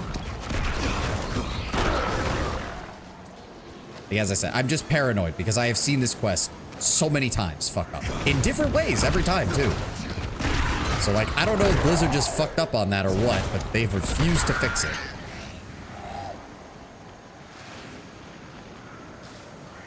Jump over here. Fight these guys. I think I can unlock the door from the other side. All right, go. Yep, Neyrelle goes and tries to do her thing, which she has done like half a dozen times already. We get to fight the enemies. Again, why don't you just spawn them all in? Neyrelle!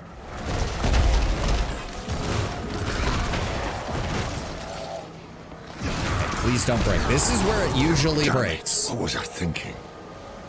Neyrelle. It burns.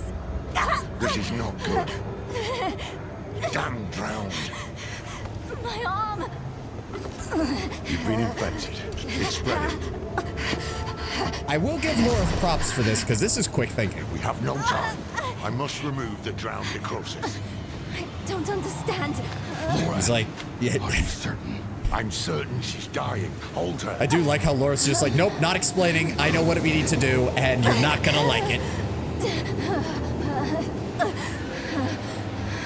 We have no choice. Now hold her. It's like, this is gonna hurt. Also, can I just say that this shows that Lorith is actually really skilled with that halberd, because chopping through solid bone like that with a polearm is not easy. And he did it in one swing. Rest now. I do not have any gold. Jesus Christ, rerolling gear in this game is silly. Until you are max level 90, just don't even bother. You're going to be getting upgrades throughout the entirety of the game until you hit max level. Just don't even bother re-rolling or trying to customize gear that is not at max level. It's not worth the time or money. It really isn't. This seems cool. At the same time, Drown was never properly explained at all. Yeah, they just... generic zombie virus. I'm running Torment 10. Oh, okay. Well, if that's the case, Blizzard's just fucking you. Sorry, 90. Never mind. Blizzard's just fucking you.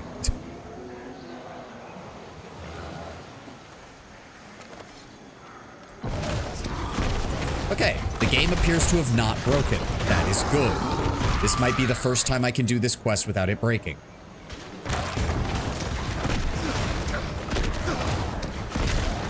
Gone.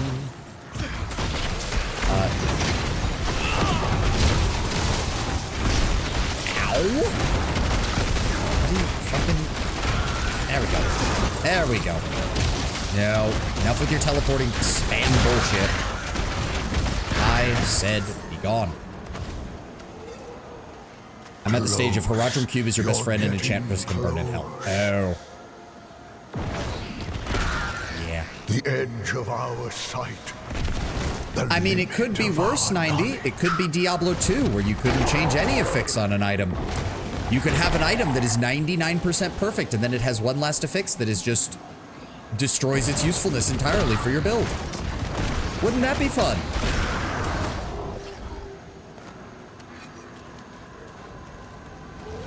You see the way, don't you?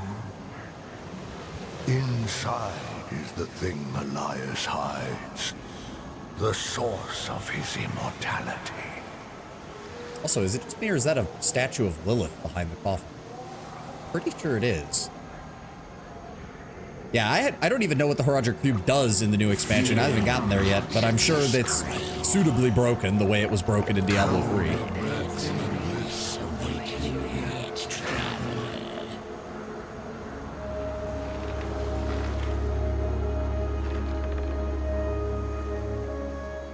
Solid base for an upgrade. Proceeds to burn 100 million gold and 300 crafting material, constantly rolling immerent mitigation. Yeah, been there.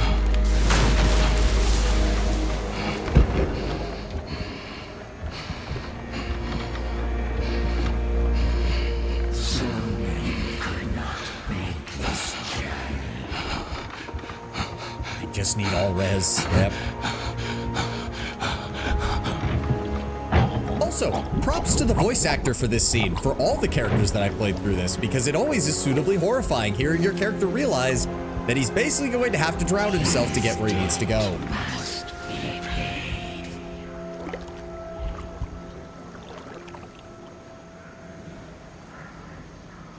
Oh, my neck. Pop. Please pop. Oh. Oh. Hello, Elias. Rathma, I have come to your temple. I know the answers I seek are within. Long story short, you can get this prism, which you can dump in the cube, and it will add or re-roll affixes from the set. Oh, okay. Cool. I mean, as I said, I'm assuming that the Horadric Cube is just another way to get even more power out of your characters. Because that is how it has been used pretty much all the time. I will see when I get to the new expansion content, which probably next week. Probably next week.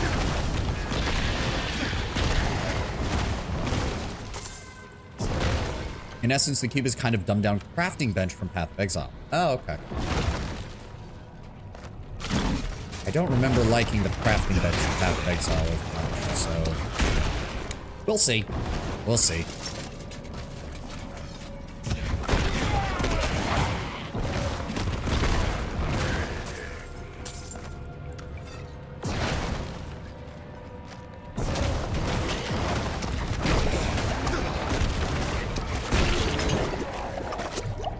Warlock is so squishy. Warlock is so squishy. Another reason, it doesn't really make sense why Doom is short range if they made it so that... Because Doom isn't even like a demonology skill, which is the melee Warlock, because you're meant to be using Metamorphosis in demon form. So it's really weird that they made Doom such a short range fucking spell.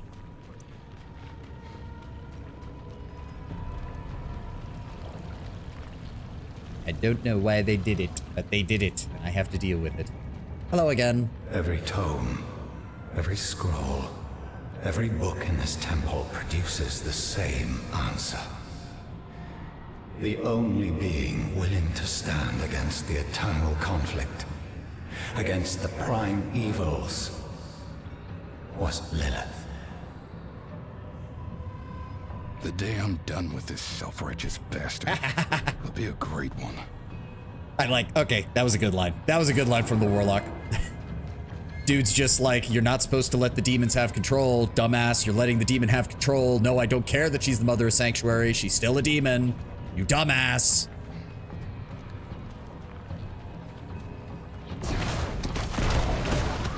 I mean, he isn't wrong, because Lilith did want to stand against the eternal conflict by turning humanity into an army that could defeat both heaven and hell. Like, he's not wrong, it's just context. Open. Thank you.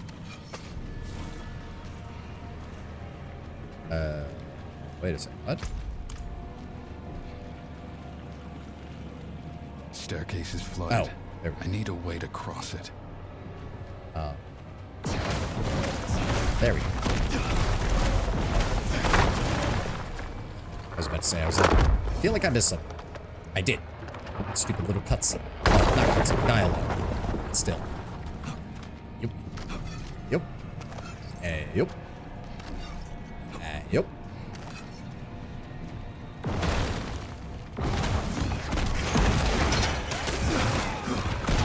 Everything's gonna be explosions. You just need to go away. You just need to go away.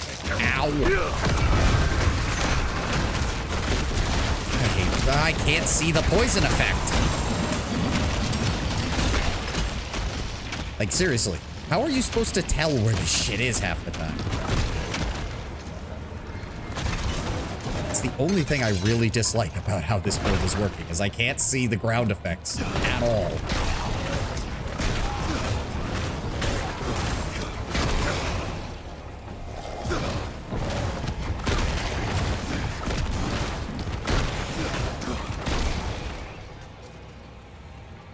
This occurs to me.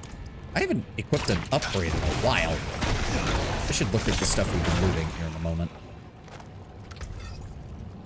Oh, yeah. Wow. Maybe I should equip the shit that I've been getting. Whew, okay. Yep. Damage, please. Armor, max light. I lose willpower, but honestly, the toughness is better at this point. Nope. Oh, that's even better. There we go. Higher item, 20% movement rate. I'll take that. Rare sword. Is that better? Slightly lower damage, but higher willpower, which means better skill damage. And life on hit. Soup. No. Oh, damn. Yeah, I have not been paying attention to this. Also, gonna take a quick break here. Gonna go refill my water, and I will be right back.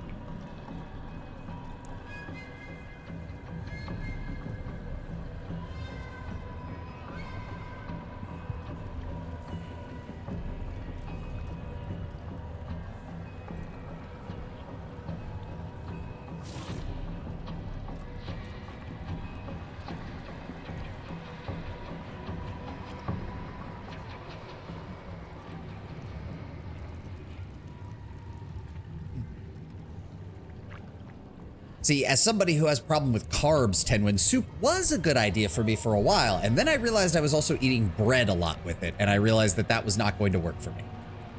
I do like soup, but I always tend to end up having bread with it, which means I end up having way too many calories. Oh, actually, that's actually better. Slightly reduction in toughness, but the +2 to doom is good. No bread, just soup. I know, but I'm one of those people who ends up being like, I just need it with it. There's a couple of soups that I don't do that with, but then I have other problems. Like, I love many different types of tomato soups, but I inevitably end up putting like crackers and stuff in it. Soup is a fun word. It is. Soup. What do you mean you're at soup? One of the best little fucking shorts that I've ever seen on YouTube. I'm at the soup store. Why are you looking for clothes at the soup store?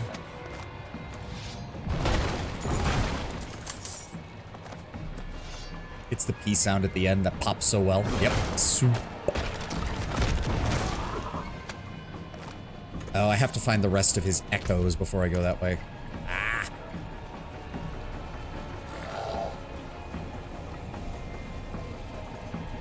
All right, Elias, where's the rest of ya? Also, I will say, hold on. Hold up.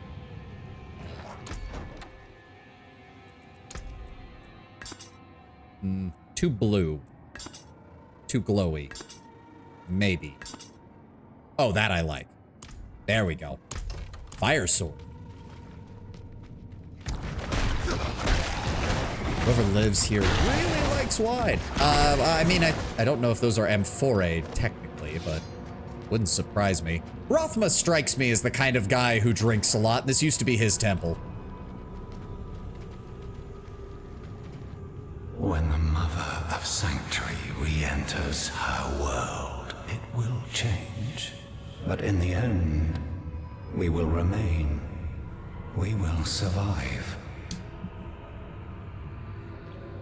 Rathma writes that when Inarius discovered Lilith's plan to overthrow the so-called natural order, he sealed her away.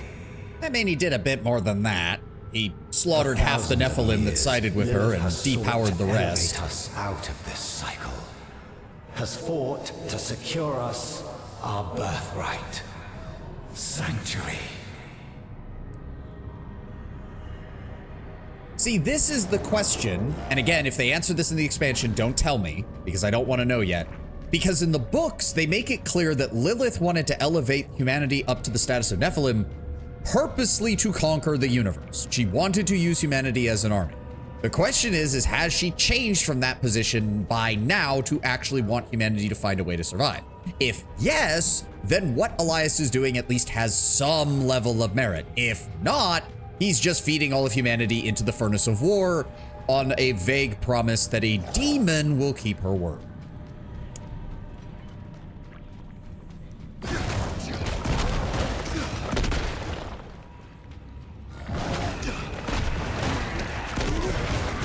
I'm also just gonna say it, Elias probably could have been handled a lot better by the Haradrim if Tyrael hadn't disappeared again.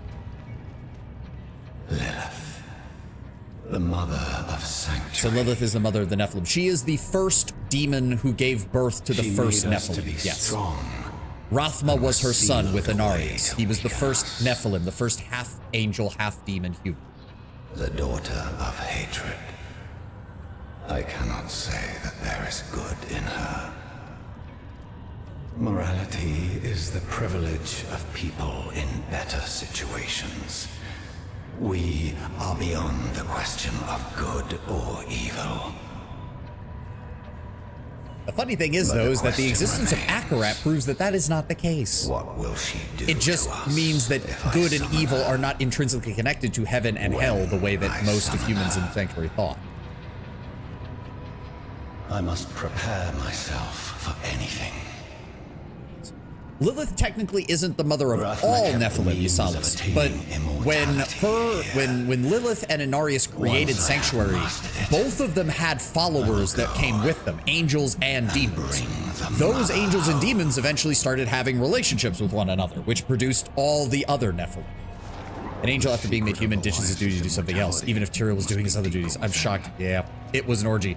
I mean, given the nature of demons and the repressed nature of angels, I have a feeling that the first few months of Sanctuary's creation, I've got a distinct feeling, one, Inarius and Lilith probably went into whatever palace home they had and didn't come out for a couple of weeks.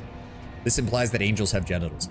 I mean, yes, I guess, technically.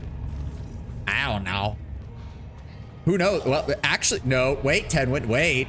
What if those wing tentacles have another purpose? Huh? Huh? Lilith seems like the kind who'd be like, have you ever wondered about using those?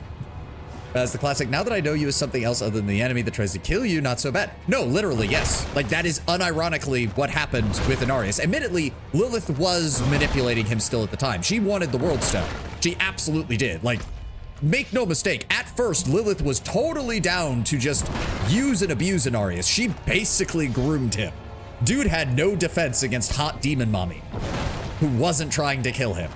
No defenses, no antibodies. But there is at least some implication that she came to care for Sanctuary and humanity, even if she didn't care for Inarius specifically after a while, especially when he started getting delusions of godhood because he connected himself to the World Stone and basically became one of the most powerful things in existence. Penis of light. Swings it around like a lightsaber.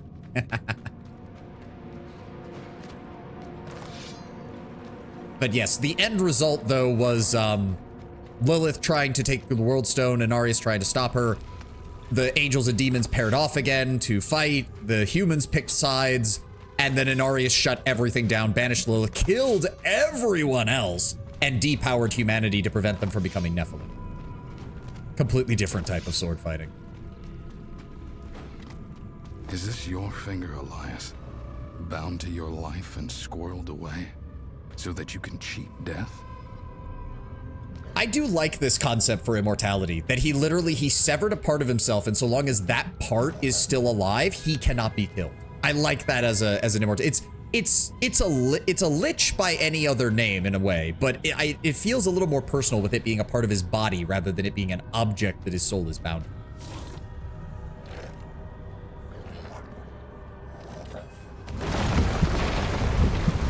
No, I'm not going to die here. Also, this sequence is a little terrifying when you really consider the implications. Like, yeah, no, we can try to run, but it's not fast enough. I wonder if you study the cinematics, is he missing a finger? I think he is. The better question is he missing a finger during his summoning of Lilith? I'd have to go back and see if his disguise has that too. Still resting, but her fever is broken. I think she'll be all right. The road that comes after, though, we shall have to see. I mean, hey, it could be worse. She's probably right-handed, so losing a left hand isn't that bad, in a coffin, all things considered. Clutching a severed finger. What happened? Oh, you're referring to the Christmas truce, Ysalis. Yep, I am well aware. I wouldn't say that the war would have come to an end right then and there. While it is a moment of shared humanity that is honestly a beautiful moment if you know about it, it was not universal. Most famously, the Belgians and some of the northern French, you know, whose countries were literally occupied at the time. Famously, the moment the Germans tried to do a Christmas truce, they immediately opened fire on them. Shocking, I know, the Belgians who just watched 95% of their country get invaded and occupied by the Germans, who've been hearing horror stories over the last 6 months of how the Germans were treating civilians, can't imagine why they might not want to have a Christmas truce with the guys who they've been shooting at for the last 6 months. Like, don't get me wrong, it's a beautiful moment, and I do think it's an underrated moment of World War I's history that does need to have more attention. Sabaton did a Christmas song of it, which I think is one of their best performances. It's an amazing mix of like Christmas hymn and heavy metal. But I wouldn't go so far as to say that it could have ended the war. Like that, I'm really sorry. I think that's overblowing it a little much. All right, burn the finger, destroy his immortality. Good. Let us end now, what I do find hilarious is that unlike a lich, Elias does not know that you've done this until he realizes he can't revive. It's a beautiful moment that emphasizes that people don't fight for themselves, but for rich fat cats who never risk themselves in war. I don't like that indication, especially for World War I either, Tenwin, considering that proportionally the English, German, Austrian, and to a lesser extent Russian nobilities died at equal, if not higher rates than their common-born counterparts. Britain actually was suffering horrendous casualties to its upper middle and upper class prior to conscription at the end of 1914. And even after conscription forced vast numbers of regular citizens into the service, the loss rates among the nobility were still markedly higher than common-born. But that's what a century of it is a noble purpose to fight and die for your country. People forget that that was sold to the nobility in England as much as it was the lower classes. You have High Marshal High being immoral. Oh, yes. Not saying that there weren't incompetent, borderline treasonous, borderline cowardly generals and officers. There were. There are in every army, in every war. But especially World War I feel that it is slightly overblown, mainly due to some of the after effects of the war in the interwar period. The actual statistics on the ground is that a lot of the people who had skin in the game were on the line, and a lot of them did not make it home. That also partially contributed to the malaise of the post-war period between World War I and World War II, and led to the outright destruction of some nation state. The Austro-Hungarians lost so many, both of their common people and of their nobility, that, well, there wasn't an Austro-Hungary left by the end, really. Especially not once the various Slavic groups decided to fuck off. Or was such a say because there were machine guns now, but the tactics were still in a state where they were unaccounted for? Absolutely. Absolutely. It's not even a case of, you do hear the quote of, what is it? An army of lions led by lambs, or an army of lions led by donkeys. A lot of those generals had solid, proven track records. Some of them didn't. Don't get me wrong. I think World War I, the guy who did World War I history every day talks a lot about some of the members of the Austrian general staff who were legitimately incompetent. But there were a large numbers of the French, British, and German high commands who had solid, proven track records, just not fighting other peer European powers. And when those tactics were used against peer European powers, everyone found out right quick that that was not how this war was going to be fought. It wasn't a dream. My arm, it's really gone. You'll get through this.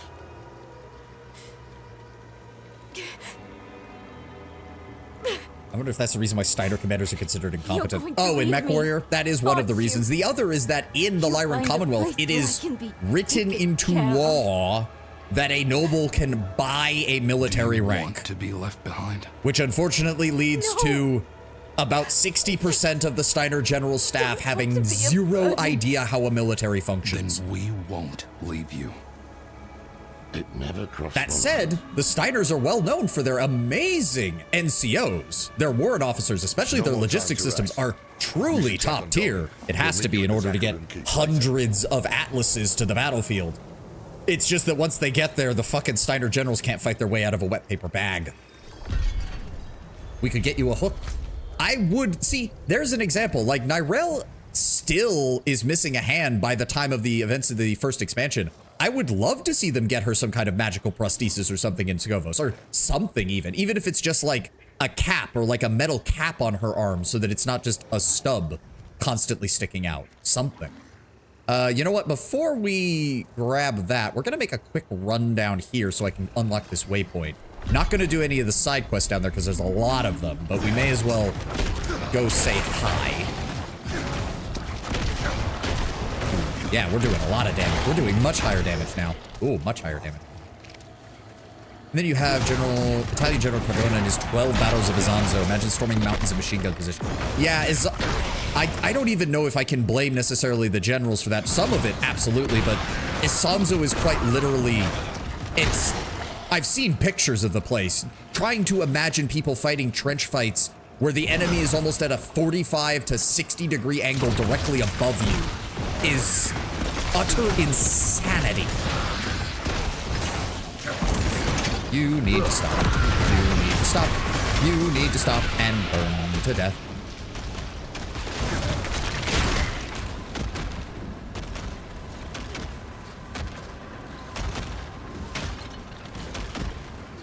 It's simple. Throw atlases at the problem. Problem solved. Yep.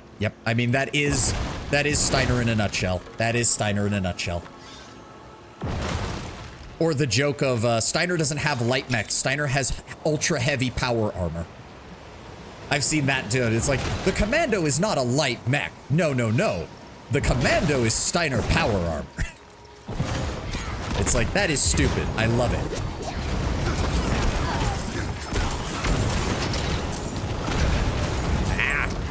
Stop exploding.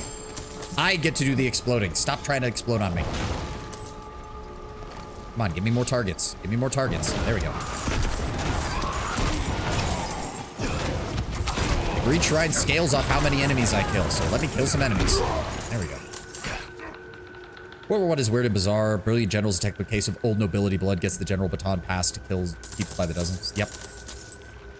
Or just a case of people not understanding. Again, there were a lot of generals that had proven track records and knew what they were doing. Against African tribes and Southeast Asian kingdoms, not against pure military powers in Europe. Excuse me. Have you seen this man? I'll talk to you later. I'll grab the side quest later. Here we go. Where are we going? Over here.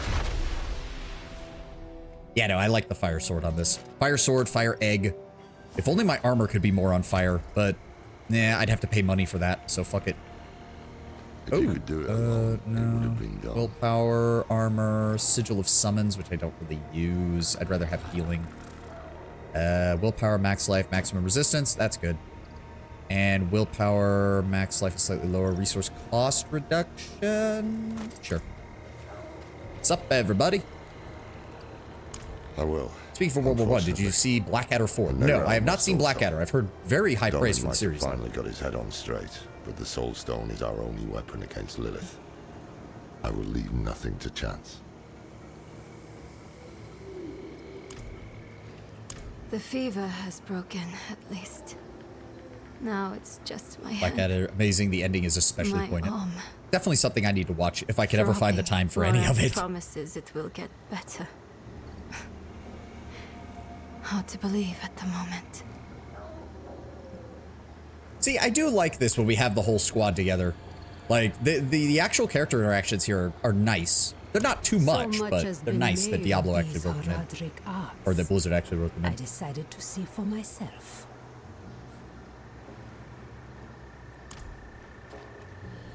You ready? Speaking for myself.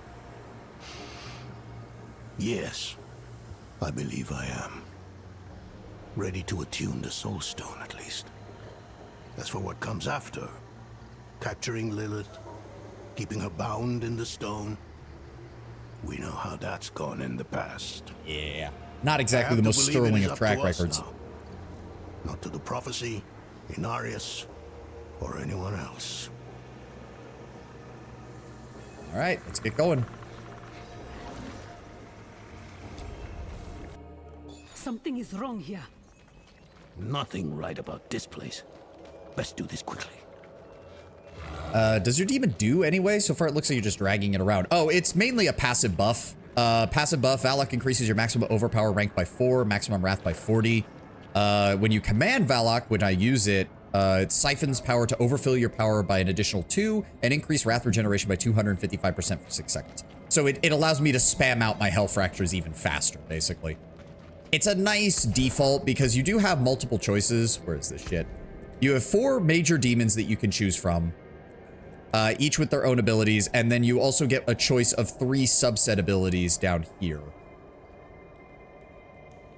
Nah. Unfortunately, the other 2 don't really fit very well with this build. This one might, if I could get it to work, but yeah, they consume additional life per stack of volatility, which is, I'm never a big fan of purposely kneecapping my health. It's a mobile battery. Basically, occasionally when you summon him, he goes on about like, why, no more, please. And it's like, okay, well, sucks to be you, demon. You get a taste of all the bullshit you've inflicted on people. Also, actually, if you're, if an enemy aggroes close to you, they have a chance of just attacking him instead of me, which occasionally can help draw fire when there's a lot of ranged enemies, which is nice. Right. We will inscribe the 6 sigils of Dendus in order, then... Follow with the 2nd and 4th reversed. Oh, it's nice to see you agree on something. Focus. Let us begin. Lorith, you gotta learn to take a joke. Creation dan tenis beri dis tom hiklimon. There. Do you feel that? What is it, witch? Someone is coming. It's Elias. He's here. We have to... Loris, don't you dare leave! I'll kill him myself. I was about to say, Thaisa wants to kill him anyways, so... game. Nope. Okay, follow Thaisa. There we go. But yeah, Valok basically serves as a mobile battery. You saw this. The other ones, some of them have combat abilities, some of them have like debuff abilities, but Valok is basically just a battery. He's basically just a battery. Oh, there we go. The tree demands that you pay. And so do I. What's up, Elias? I will set your tree. I was trying to see if I could actually see if his finger's missing, and it kind of looked like it was on his hand, but I couldn't tell. I owe no one but the mother.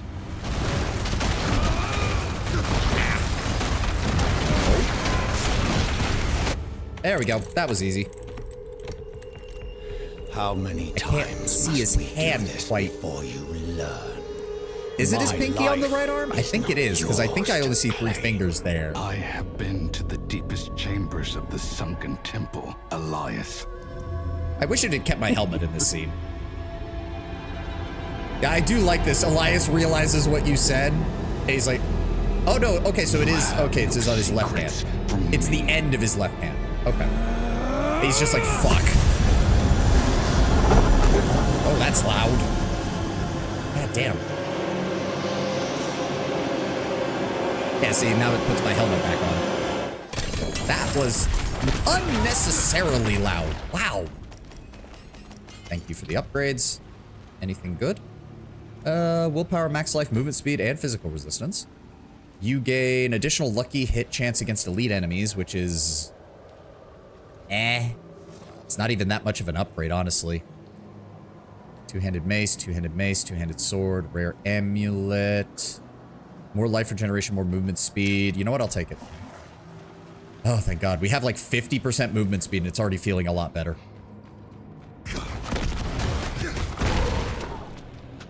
But yeah, I do appreciate that. You tell Elias to his face, like, yeah, I destroyed your phylactery. He's just like, oh, fuck. Bail. Bail. Like, I appreciate that there's not even... He doesn't even, like... deny it. He doesn't like try to be like, no, there's no way, no fool like you. He's like, oh shit, if they know about the temple, then of course they went there. Fuck, I'm screwed. I am here. Yeah, hi Thaisa. You ready to go? I lost him in the tunnels, but the swamp has him now. Haradrim, we were about to finish without you. He's still alive. Where is he? He doesn't underestimate Loreth, and you've been capable so far. Yeah, no, like he realizes like, oh shit, that's not good. But it's nice. Like, there's too many villains, especially in games like this, where they'll do the whole, no, there's no way you could have done that. It's like, dude, I've been thwarting your plans for like 30 hours now. Elias just he just hears you say it, is just like, yep, that's not good.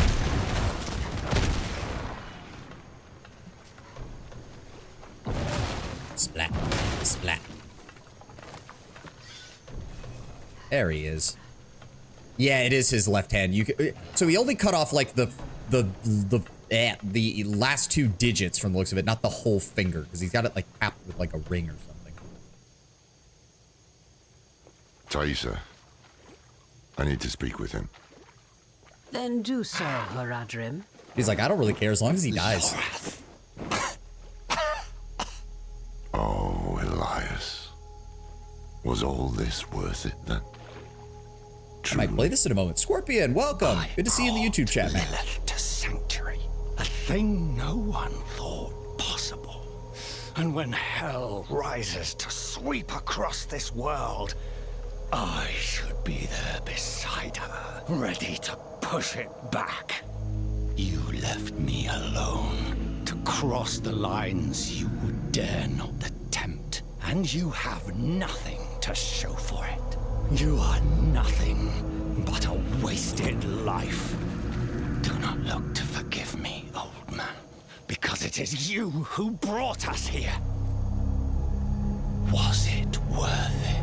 That is a coward's question, Loreth. It suits you. Yeah, like...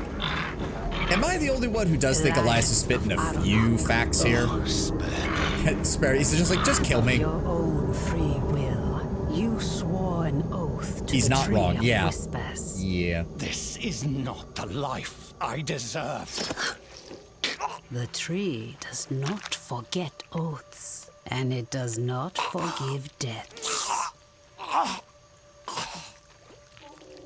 I do like that she literally, like, I want to watch the life drain from his eyes. Like, just holding his head in place while he bleeds to death. It's one of my annoyances in Legion, the High Mountain, Bloodhoof, Fellhoof tribe. They turn evil, fall to demons, and you need to slaughter them. And the leader at the end, you are a weakling, you can't stop me. I mean, at least that's a tiny bit understandable because the Fell fucks with your head. It does give you a sense of invincibility. Like, there's at least that as a quasi-explanation, Tenwin. But yeah, it does happen a little too much in Blizzard games especially. At least with the Fell, there's an attempt at an explanation. Not a good one, but it's there. He's not wrong. No, he's not 90. Like, I'm just gonna say it. Yeah, Loreth, I get why you and Donan gave up, but you guys were literally the last of Haradrim, handpicked by Tyrael. You guys needed to actually, you know, expand the organization and actually get to work. I don't think Tyrael expected both of you to just give up and retire. I know the weight of your reasons, but Lilith remains your concern. Mine lies elsewhere.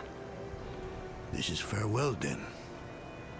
And thank you for the tea. Take care of yourself, Donan.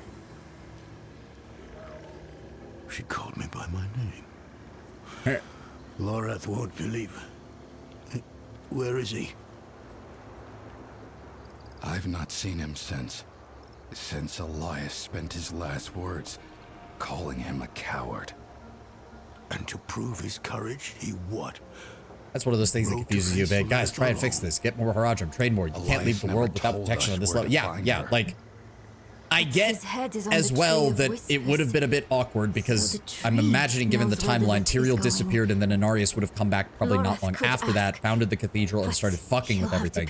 So I get that they'd probably be in a case of, well, we probably want to avoid that because knowing Inarius, he's going to see us as a threat just for existing.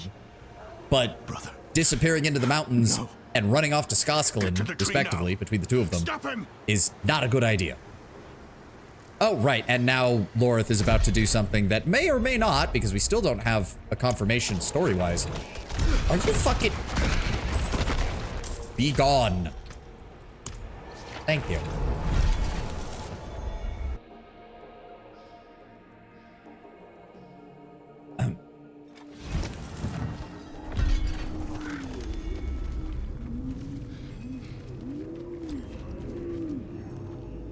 Lilith has been 2 steps ahead of us for far too long.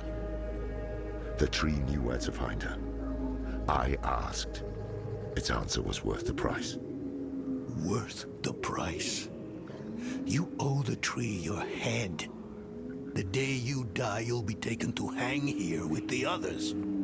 And what? When low-level no-threat mobs keep interrupting you, you literally are unable to kill me. But stopping me from mounting up is making me want to curse your soul. While we stand here in the basic enemies being a bitch. Lilith is on her way to absorb Mephisto's power. She has found a gateway to hell, and she approaches with the key. Where is the gate, brother? Under Chaldeum. Surely there will be some resistance. None. The fools welcomed her in. It is up to us to stop her and imprison her in the Soulstone. This is all that matters. And if Lilith has already passed through the gate? Well, we'll get to hell. I don't know if we'll get through all of the hell section. I will do everything in my power to get us there. Why is the gate to hell underneath Chaldean? Seems random. The implication I always got was it was the original portal that Belial used to enter Chaldeum during the events of Diablo IV.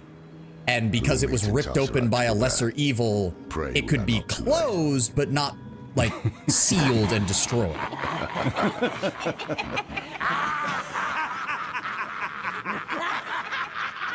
It would also explain where Belial was able to pull in all of his demonic legions when he was fighting the heroes in 3 as well. Would probably make things a lot easier for him to just have access to a portal that he could just use. Strange thing, knowing where you'll go when you die. The delightfully creepy tree of whispers. One less damn mystery to worry about, at least. Did I make the right choice? I did what I had to. We needed answers and we got them. Lilith was poised to storm the very gates of hell. Astaroth and the deal, Rathma and the key, it had all been leading to this. But what we didn't know was that while we were lost in the swamp, Inarius and the Cathedral were launching a campaign to strike at Lilith. Their battle would leave the world a wasteland. And whoever won would show no mercy to what was left. Our only hope was to reach Lilith before Inarius. But we couldn't have predicted what happened next. I do think this means we'll be able to see what is possibly one of the best cutscenes in the game once we get to the hell area. What do I have? Yep, just keep increasing damage. Thank you. Isn't there a merchant over here? Yes. Go ahead and break all that down for me, if you would, please. I want to do... Where's those... It's not really... Another time, then. Don't suppose... Curiosities. Do I have any? No, I don't really have any.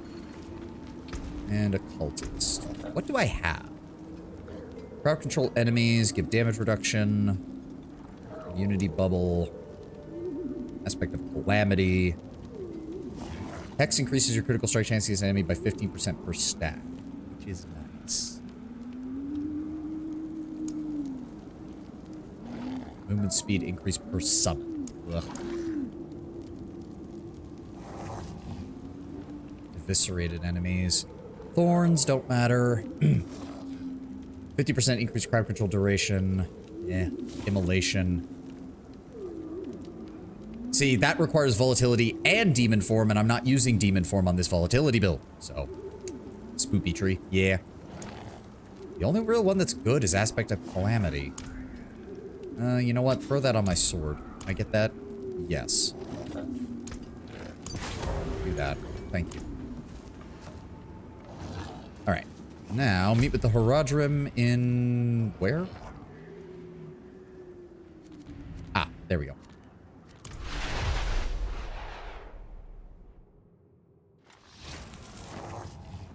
At least that way, because the other advantage is I'm pretty sure I have the ability that makes it so that Hex applies all of its stacks right away. Yes, Hex is applied with maximum stacks for 15 seconds. So now, that means that's a 45% critical hit chance added on to my I want existing. eyes on the road waste, sentries at the walls. The sinners will come running. Let none through. This whole place is going to hell quite quick. Hey, Narelle. Lorath and Donan have gone to Chaldeum. The knights march on the city. They felt it best to follow. But I wanted to wait for you. Can I ask you something? Nice horse, he has healthy teeth. I think I went with like the demon undead horse or whatever because I thought it fit for a warlock.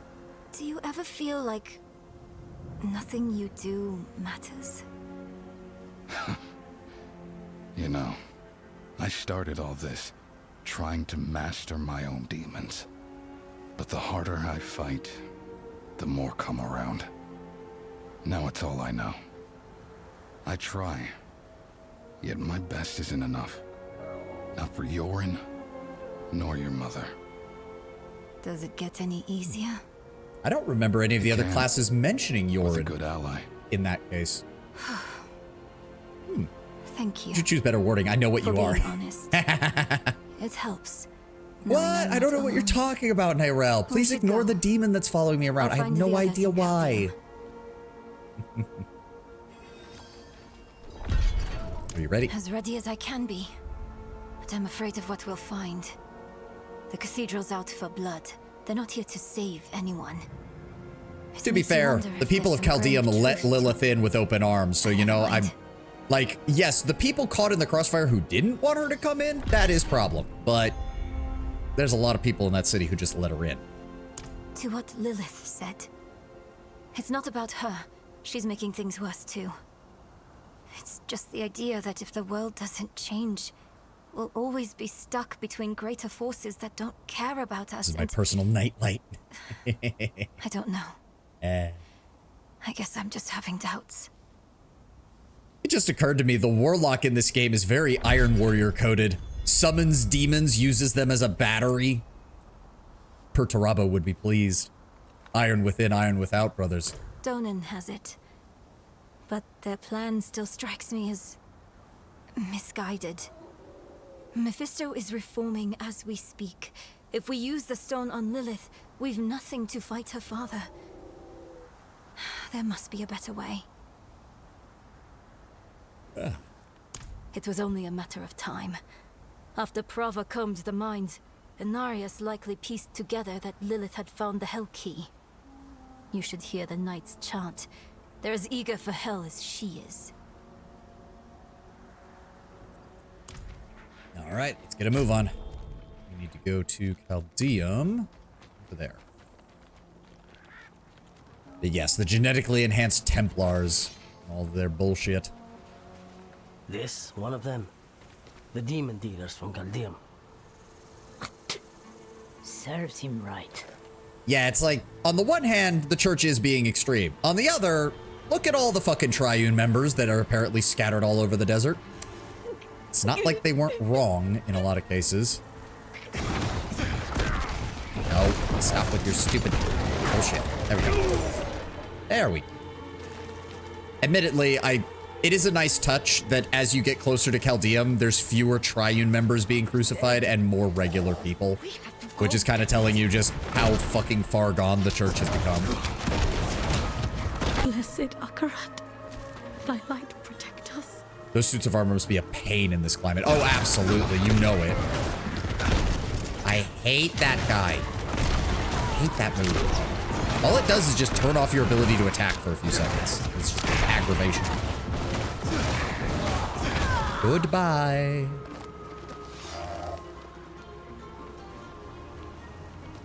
This should lead us right up to where the Diablo III base is, if I remember correctly.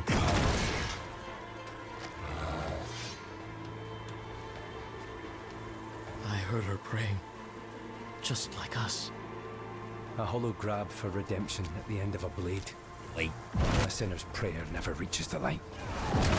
To work, recruit. And also from the sound of it, Inarius grabbed all of the church's military forces, including even ones that probably were not ready to literally fight hell. How many cultists have they killed? How many innocents? Unfortunately, at this point, I don't think Inarius cares. To be fair, neither does... Actually, now that I think about it, Inarius never really cared to begin with. Prava, though. Prava is at the point where she doesn't care. She is literally seeing a portal to hell open in front of one of the largest cities in all of the world, and yeah. We're running out of time. Just a bit longer and it'll all be over. Slow down. You die now, you're stuck on the tree with Elias for eternity. Nobody wants that. The personal pizza oven, and you are the pizza. Kaboom. Dead demon brute bearing wounds from Lorith's polearm. Tears of blood rained on a desert jewel. So speaks the prophecy. We are witnessing cosmic history being made.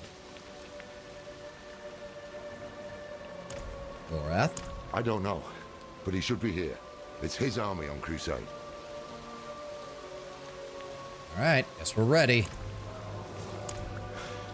At last, the Knights are sacking the place. Is Lilith here? Yes. Just as the tree said.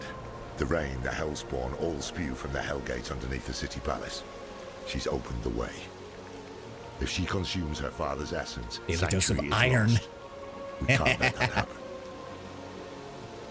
I mean, it would be funny if the Warlock of all classes got like a power boost while standing in this area in the Blood Rain. Like, the latent demonic energies of the Blood Rain have infused your spells or something. Like, just, it never happens again. It never happens in any other area. It has no other explanation, but it would be kind of funny if they had just done that.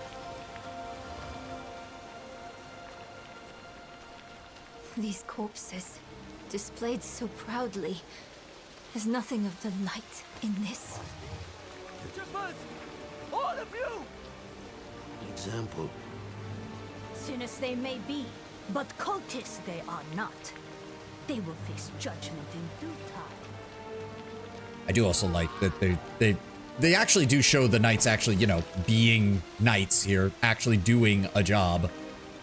Unfortunately, they've also killed a lot of innocent people, so we're gonna be dealing with that.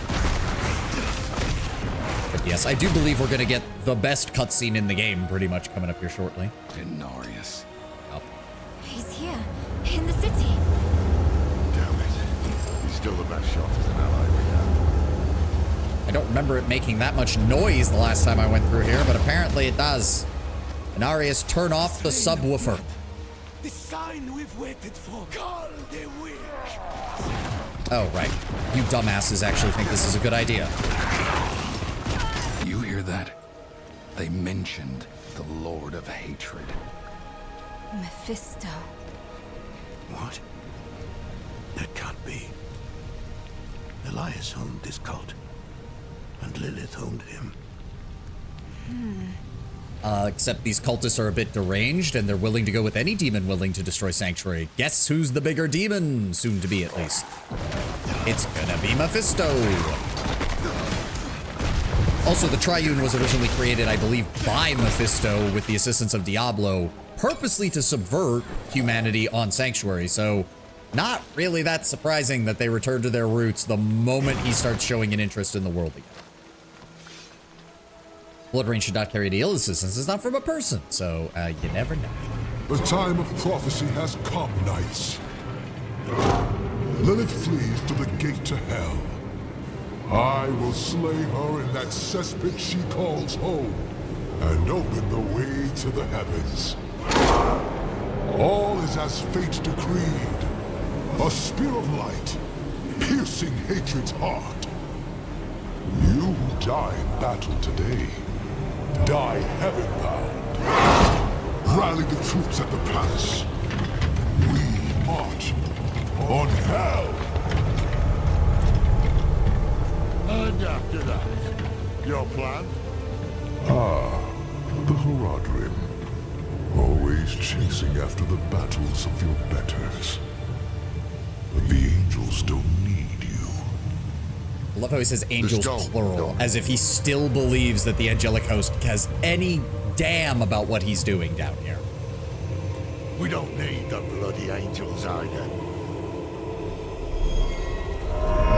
Yeah, brilliant idea. Brilliant idea, guys. The hubris. You boast of a mere fragment of what this once was. The World Stone. Debased in the hands of fools. Lilith dies by my blade. Prophecy has foretold it. And off he goes.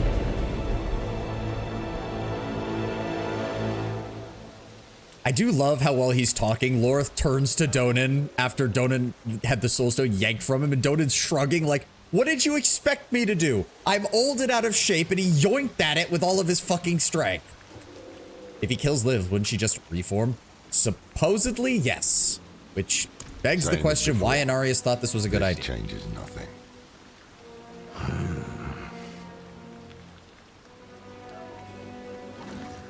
And the thing is, the angels know this because the Angiras Council had Diablo in a similar situation. They had cornered Diablo, beaten him down, gotten him cornered, and both the all the archangels were already in agreement that they were going to imprison Diablo rather than kill him, because killing him just means he would reform in hell. If they imprisoned him, however, and since the angels can imprison him without having to worry about the corruption angle, it would be near permanent. That was actually going to work. And Diablo had to goad Imperius into killing him to prevent that plan from going off, because it would have actually fucked with his plans. So Inarius knows this. He's high enough ranking that he would know this, but he still thinks this is the right call, because he's an idiot. He's also blinded by thousands of years of hate and torture, and convinced that this will get him back into heaven, even though nobody has said that. How can you say this changes nothing? Our one potential ally just ran off with our one weapon. What's your plan now? To stop Lilith and damn the cost. Inarius is mad with pride. We can't rely on him. Why were you just standing next to this person getting eaten alive, buddy? Against Lilith. Me? You bested Astaroth and Andariel both. If we can't find that stone, you might be our next best weapon. Kind of the only option. And to be fair, Lorith and Donan of all people would be familiar with the events of Diablo 1, 2, and 3, given that they were trained by Tyrael. They probably would be the only people to be like, hey, random adventurers have done crazier shit. You never know. How do you kill something immortal? That is in Pathfinder tears me about the Anko. These things are Fey assassins. Fey are immortal. They just get back up later, get the Anko, kill them so hard that they stay dead. Oh, interesting. I didn't actually know that about the Anko in Pathfinder. I remember fighting them in Kingmaker. They were annoying as hell.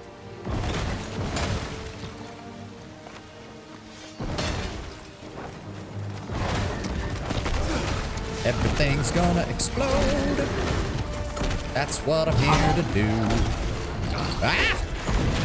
Son of a bitch. Alright. His name is Vor Masochist, and I'm gonna be honest, I thought it just said Violent Masochist. I was like, okay. I didn't realize the demon's name could be that on the nose. Oh. Hey, Prava. Sup? Donan, you've come back to us. And not alone. Blessed be the light. The Father will deliver us. Together. He seized our soul stone. His is the will of the light. You still believe that? So you're about to kill a Fae, you have to make them not want to get back up, usually by torturing them every time they reform. That's supposedly what the Anko do. Ah, that would make sense. At least. Basically, you have to get them to commit die. Self-ult of 4. Stand down, brethren. Oh, right. I forgot about her just casually insulting his son here. Sin reaps consequence. I have faith the Father acted righteously. We want to stop Lilith. Same as you. Unbelievable. Inarius awaits us at the mouth to hell. Like, I still got to admit, the cathedral's drip is immaculate. Like, even Prava, who just has, like, the whole sackcloth robe thing, the fact that she's just surrounded by the knights is just, it's such a good aura. Such a good aura. Unnecessary. The Father will handle Lilith. But your army, your people, they need help. What? As do we. We'll move faster together. When Lorith is being the diplomatic one. The voice of reason. Rare pleasure. Very well. You may accompany us to the gate. Hark, knights! The day of prophecy is upon us! The Father will slay Lilith in hell! In theory, yes, power-wise he can. The issue is he's just not mentally there. He's not mentally there, he's not thinking properly, and he thinks that he's destined to win thanks to the prophecy, which is going to cause him to make, well, as we will see, a giant fuck-ass mistake.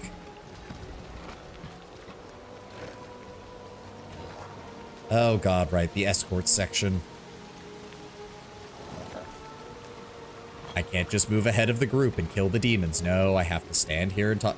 Like, see what I mean? Like, the image of the priest in the sackcloth robe with an escort of knights just around her is they do hit that just right in terms of, like, the imagery. It's just a shame it's Prava. Hello, cultists. Goodbye, cultists.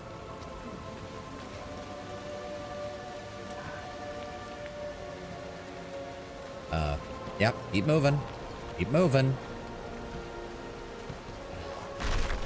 Also, I appreciate that you don't see many military organizations, especially in fantasy, using spears as their primary weapon, despite the fact that spears historically are the weapon of military organizations for the most part. Yes, the sword is the symbol of office or of nobility, but the spear is the actual weapon that does the killing. Go. We'll handle things here. It's faster to be walking slower. Yeah. Like, I appreciate that they actually get the spear some proper love, shall we say. It's just a shame that video games never allow the player character to do it very well. I think the last game that had spears used properly was fucking Morrowind. Thanks.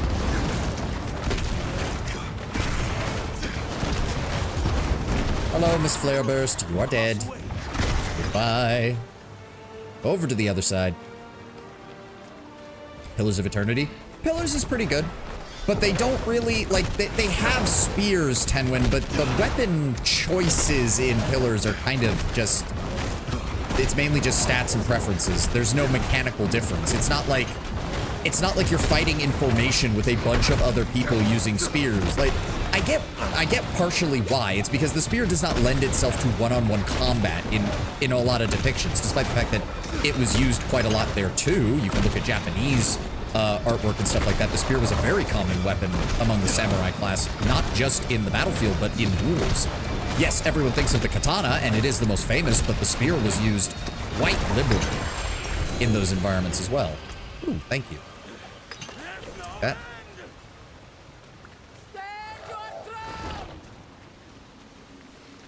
Like, Pillars has spears, but it's not... I don't know.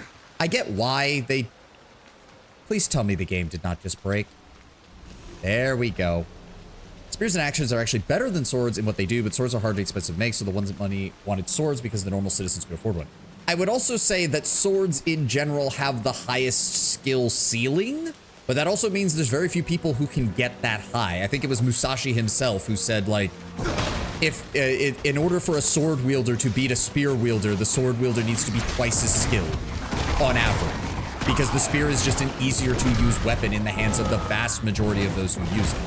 He wasn't saying that a sword user can't beat a spear user, but that they have to put in more effort for it. Be ready for what lies beyond. Axes aren't necessarily better, but they are more practical. And people intrinsically know how to use an axe easier than they do a sword. Axes require way less training than swords do, for the most part.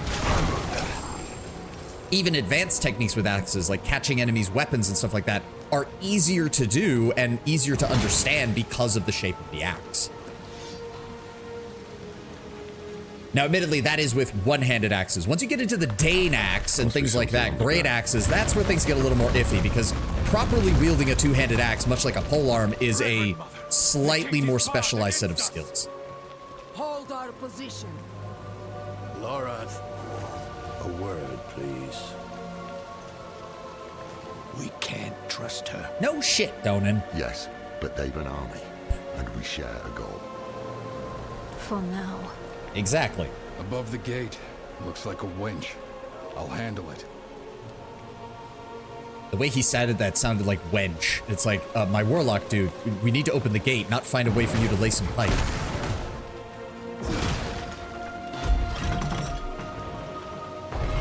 But yes, there's a reason that swords are the nobility choice, or the high skill choice. Not because the person who's using it is high skill, but because it requires high skill to get the most use out of it. And taking them is also a factor in war. If your axe or spear gets damaged, put it in a new piece of wood. If your sword gets damaged, you better hope there's a fort. Yes. The chain's gone slack. It must have snapped. Oh, hi! I need to find another way to the palace. All of you need to see, this is what I'm talking about, game. Drop 1,000 enemies on top of me while I use this. Thank you. Oh, that's so much more satisfying. Just kill everything all at once. Goodbye.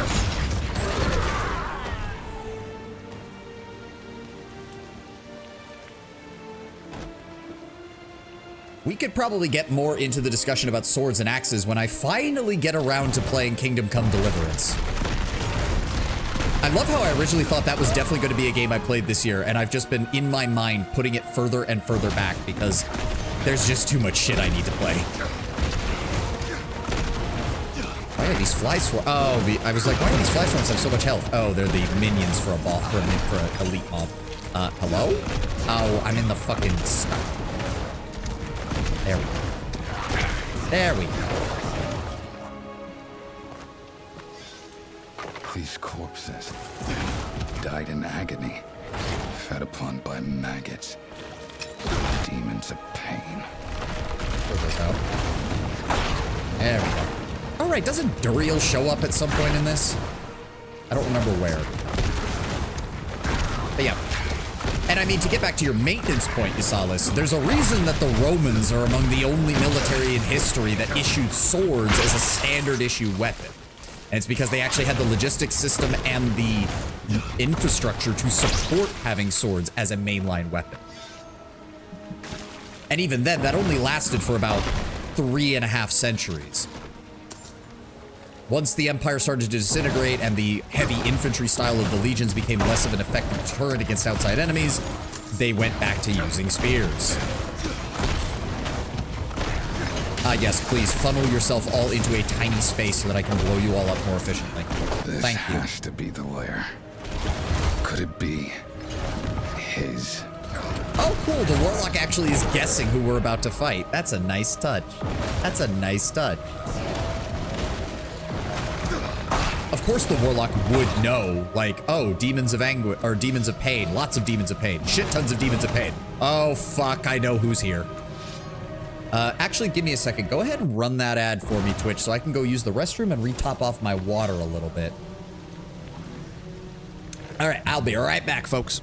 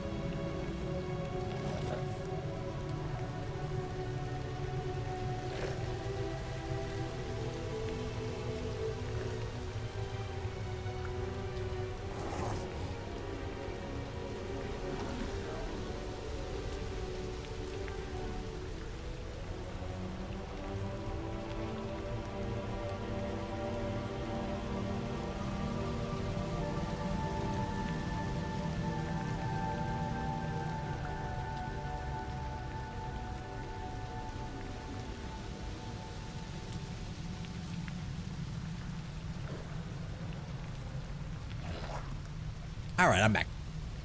Got a little snack. A couple of slices of pepperoni with some hot sauce. Nice little treat. Personal favorite ranged weapons would be pole arms like the naginatas and spears with sword blades. Nope, and that makes sense because they're basically combining the two. A lot of bladed pole arms basically have all the advantages of a sword in terms of high skill ceiling, being able to pull off various maneuvers with it. You still have to have someone of high skill using it, but then you also have the advantages of the spear. Longer reach, ability to be used in formations, all that kind of thing. They are kind of the ultimate combination, and there's a reason that as you look towards the end of, say, the Sengoku Jidai in Japan, or the end of the Warring States period in China, or the end of, shall we say, the late high medieval period in Europe, most heavy infantry, knights and professional infantry alike, or warrior elites and, you know, professional soldiers alike, are using some form of bladed polearm, or blunt polearm in some cases as well. Long, what is it? The Lucerne hammer, for example, out of Switzerland. The halberd, the glaive, the naginata in Japanese warfare. You see them a lot more in those cases because you're dealing with a weapon that combines a lot of the skill advantages that having a sword offers, but combines it with the baseline just advantage of reach and distance that most polearms require, or that allow, I should say. Unfortunately, most of those weapons did not have very long at the very top because it was not long after that that firearms got introduced and the entire sort of meta of melee kind of went out the window. What was that? Yeah, here he comes. It's him. Yep. The Lord of Pain. What's up, Duriel? And much like in the second game, he appears out of nowhere for no reason. Ow. What's that? Nope. Fire. Ow, God. I wasn't able to kill him before he went to a phase transition. Ow.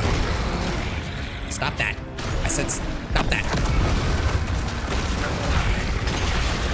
There we go. Please explode, Duriel. So, that was Duriel. Yet another lesser cast back into the pit. Okay, the Warlock actually is... At the palace I like now. that the Warlock is a little cocky with that. That's pretty nice. Alright, what is this? Damaging enemy with a basic skill grants you 4% attack speed for 10 seconds, stacking up to 5 times. Upon reaching maximum stack, enter a vampiric blood rage, gaining additional skill damage and 15% movement speed. Not the worst. Yeah, not the worst. We'll go with that. Duriel being Duriel, slightly less of a jobber than Andariel, but mostly just because he actually broke your back over his knee in Diablo 2. Yes. Admittedly, even the lore admits that Duriel is powerful, but he's also quite literally borderline mindless. He's a pain in the behind. He is literally meant to be, yes. All right, we've got less than an hour. Let's see if we can get most of hell wrapped up, if not all of it. You should have kept your temper with Prava. I know. But you shouldn't have thrown away the stone, either. Sup, boys? We ready to go invade hell? We have a heading. Mephisto shelters in the Cathedral of Hatred. Across the Sea of Fire, Astaroth's domain. I'd wager that's why Lilith freed him in Skosglen. That's where we'll find her. And what then? We don't have the stone. We'll figure it out. Enough, Donan. We don't have much of a choice. It's up to me to stop her, right? That. Let's go, people. We've got a job to do. Ooh, hold on. Let me take a look at some of these items we picked up. Willpower, Wrath Regeneration, Shadow Resistant. I'd rather have the 2 slots in Doom. Maximum life damage over time multiplier, fire damage. Let's swap that one. No. No. Life regeneration just isn't worth it, and the all resistance isn't high enough to make up for the fact that I get the additional damage on elites. Not yet, at least. Don't need those. Do that. Additional damage, maximum life, do that. Oh, right, I lose the Hex ability there. God, I hate that. Okay, well, fine. Whoop-de-doo. Let's keep moving. Much further. You've been hounding me about this and that non-stop. Can you drop it for once? It's not about me hounding you. It's... Enough! You're both so smart, usually. Usually?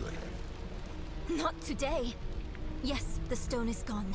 Instead of arguing, let's do something about it. If Inarius has it, let's take it back. It is the only way to guarantee Lilith's defeat. Yep. No, not Lilith. You're all wrong about that.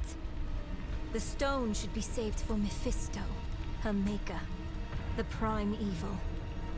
You know his Did they add this? I don't remember her making this argument His here. hatred has already poisoned us. Even Lilith fears him. Why don't you?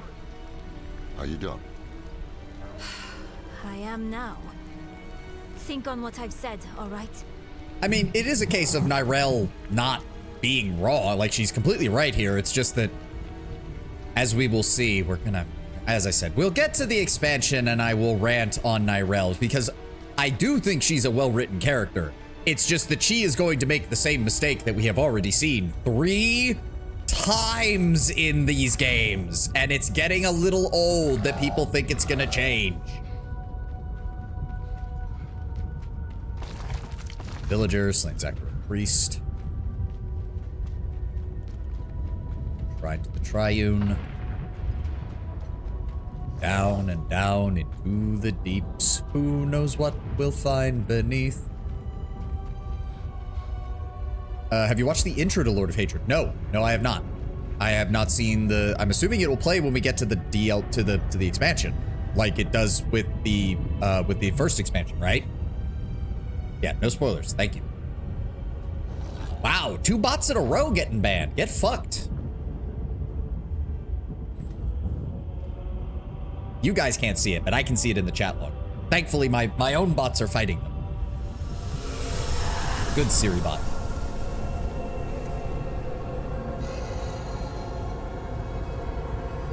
I can sense your fear, Father. No, that's not mine. Diablo was by earlier. You really should say hi to your uncle.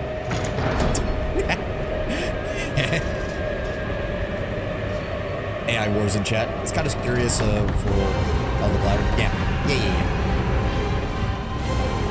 Da da da da da da da. Why are these cutscenes so much louder than the others? I think it's just the sounds. Like, for some reason they boosted the music in this really loud. Lilith, how was my niece? No, if Balt did that, he would say that while running up and slugging her in the face, because he is the Lord of Destruction after all. Dun dun dun.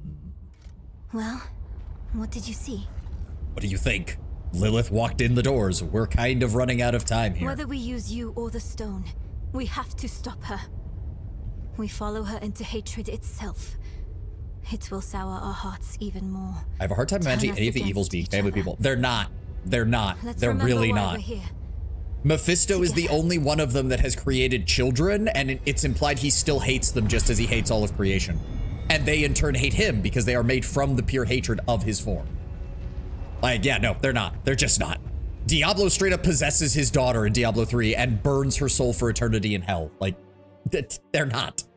Zero consideration. Welcome to hell.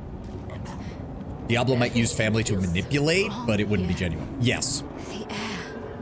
That is literally what he told Adira to do in the 3rd game. Mortals were not meant to tread this realm. The sooner we can find Lilith and get out, the better. Hey, Valak, you feeling a little bit better now that you're down in hell? Oh, wait, you're still tied, you're still all chained up. Get fucked. Ooh, blue item, don't care. Grab these.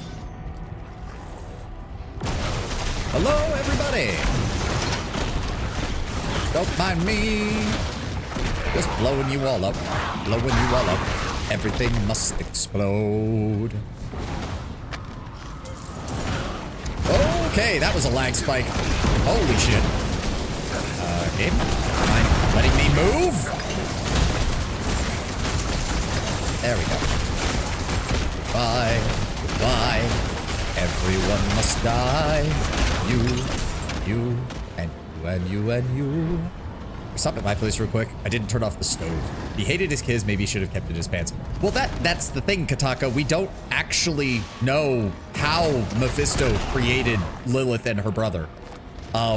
We don't, actually. And in fact, I think in the books it's implied even the other primevals don't know how Mephisto did it. And they don't quite understand either, because, as I said, Mephisto hates them just as much as he hates everything else, so I think at one point even Diablo wonders, like, what was the fucking point if you just don't care about them at all anyways? I think I did not turn on my... Yeah, that would be this kind of place, wouldn't it? All of you need to burn. How is he burning us with hellfire? We're in hell! Ah! Yeah, get fucked. Where are we going again? Oh, right, we gotta go all the way... What am I being attacked? No. There we go. Oh, it doesn't even show the line. I just wanted to find the fastest route through this place. Looks like the rear guard was ambushed. The others must have game? You mind letting me move? I hate this. I don't know why it does it. It just bugs out. If you get too close to an enemy model, it just shuts down your ability to move or attack. You have to use your evade to get away from it. It's stupid. I should be able to attack at point blank range, game. Piece of shit. Give me that. There we go.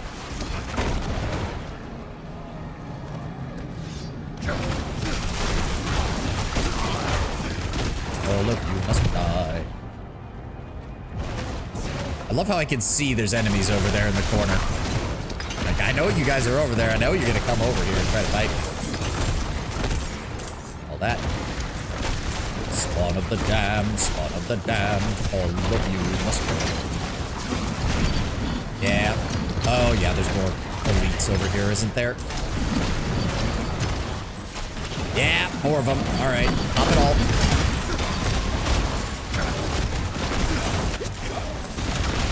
Shaman, succubus. There we go. Give me your items. I really don't understand why they make it so you have to pick up gems by hand. Because they show up as white items, which means I know I've missed some over the years playing this game. They should just make it so that the gems and the glyphs get picked up automatically by your pet, like the way that gold and materials do. I do not understand why they don't do that.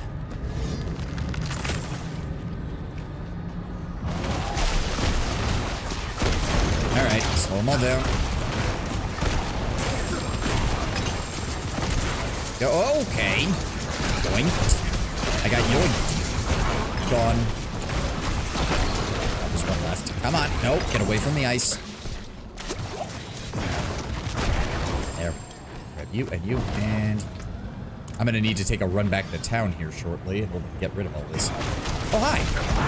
You just hanging out here with your friends? All your friends. Jesus Christ. God, the Warlock is so cheap.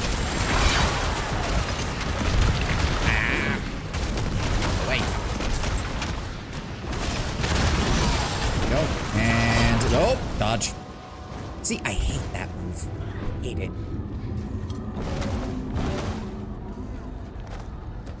We should be coming up on the best cutscene in the entire fucking game. A little bit further. Oh, yeah. Keep us out, or to keep someone in.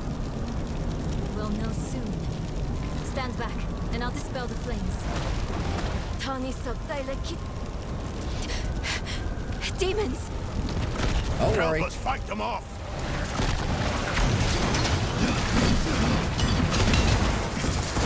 I once had this entire this area bug on me because it spawned enemies back here and it wouldn't let me hit them. I had to redo this whole area because of it. Ah! Enough with the poison. Come on, summon in the next set.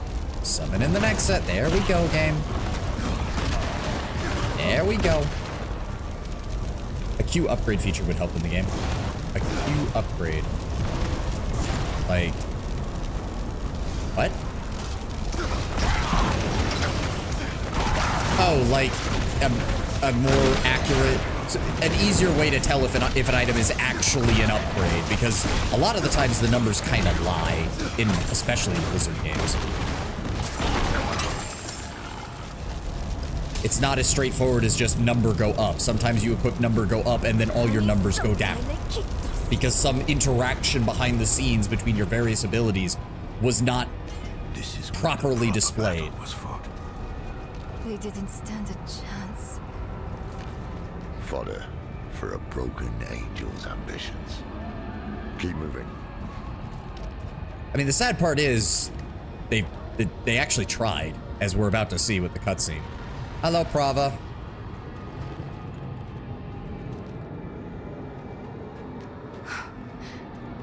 It's Prava. I'm gonna be honest with you, I heard a boom from the game and thought it was something on my manure spreader. I may or may not have had a small heart attack.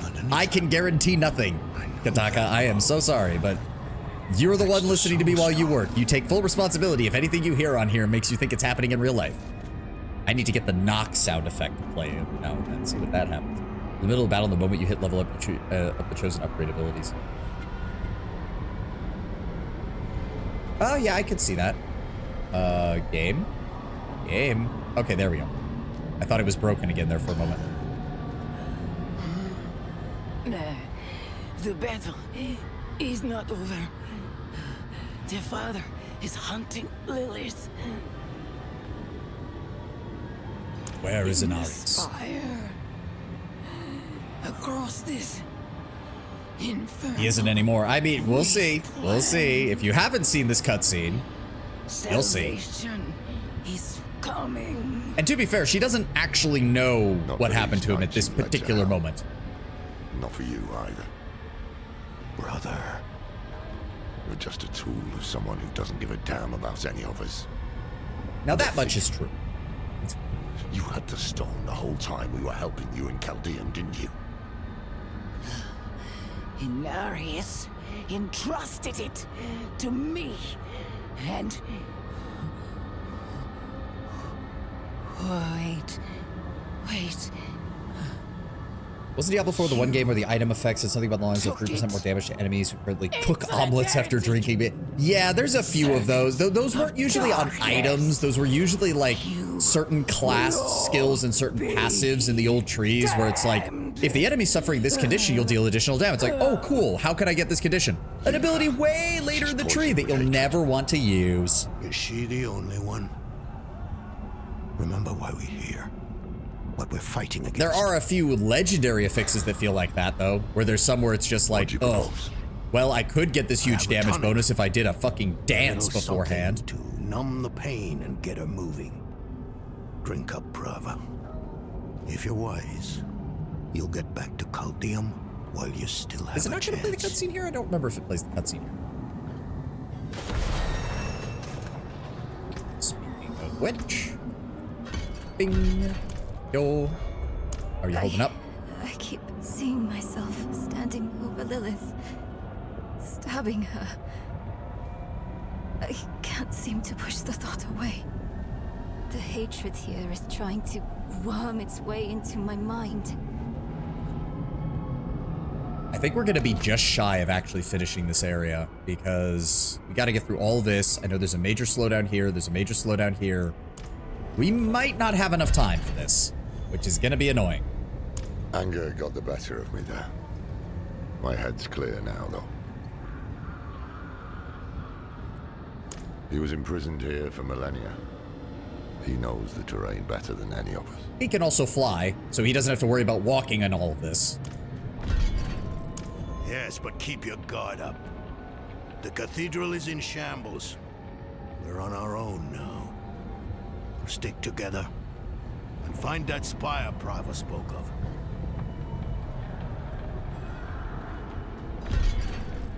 Yeah, I could have sworn it played the cutscene. Maybe it plays it when we get to the entrance to this area. That's the only thing I can think of. Oh well. Everything needs to explode. See what I mean? It blocks me from casting anything when it does that.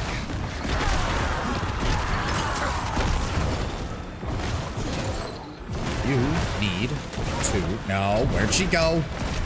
There we go.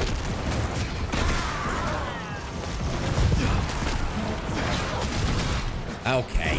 Okay, you just need to go away. Goodbye. Where's that item? There it is. Grab that one.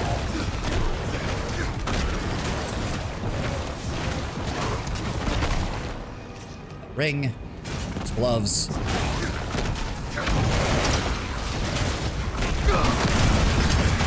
Come on. This attack. There we go. Oh, hi. I mean, you yoinked me right into the middle of you. What did you expect?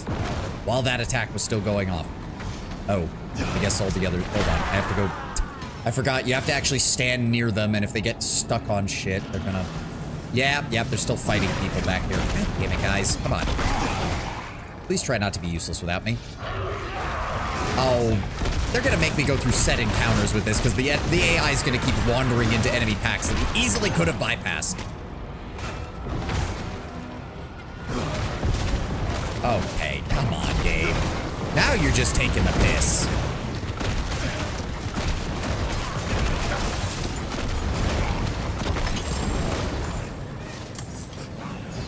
There we go. There we go. And that leads us into another pack of enemies. We could have avoided this entire area by just turning right, guys. But no, y'all... Oh, okay, hold on. Son of a bitch. Be right back. This is the first time our inventory's been full in pretty much this whole game. I'm usually pretty meticulous about... Why am I suddenly having lag? Why am I suddenly having lag? Please go away, game. Please go away. 7-8... willpower, attack speed. I guess we'll take that one because it is an upgrade. That is... not... Sorry. Not really an upgrade. No, no. Okay. Break down the rest. A portal directly to hell in our marketplace. Yeah, don't be alarmed. I'm leaving. Bye-bye. Nah. Wait, where'd they go? Where the fuck did they go? Okay, I don't defeat the ambushers in the building house. Did they jump all the way up to the front of the... Okay. Balrogs. I'm honestly surprised... Wait. They're actually called Balrogs in here? Did Blizzard actually pay the Tolkien estate in order to make it so that they could have Balrogs in hell? Oh, item. Credit. And you can scrap items for materials and crafting. Yep. Oh, hi, guys. Right. Yeah, no, you guys all ran ahead and bypassed all the enemies that you otherwise spent all your time fighting. That makes even less sense now. Hello, ma'am. I'm here to kill all your servants, and then you. The balance of power in hell will be overturned. I mean, yes, but not the way you think. This is not over yet. Hey, get back here. I will draw out your suffering. What's up, everybody? You're gold. All right, guys. Second barrier. Let's get this down. Still remember the words. Not sure if Balrog is protected still. Thought it was. I'm the one who taught you that spell.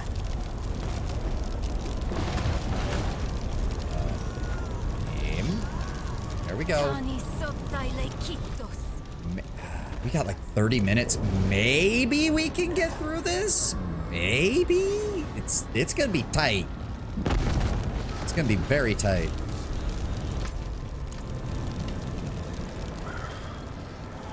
More of this damn hellfire. I'll clear the way. I'm sure you will, Nyrel. Now get working on it.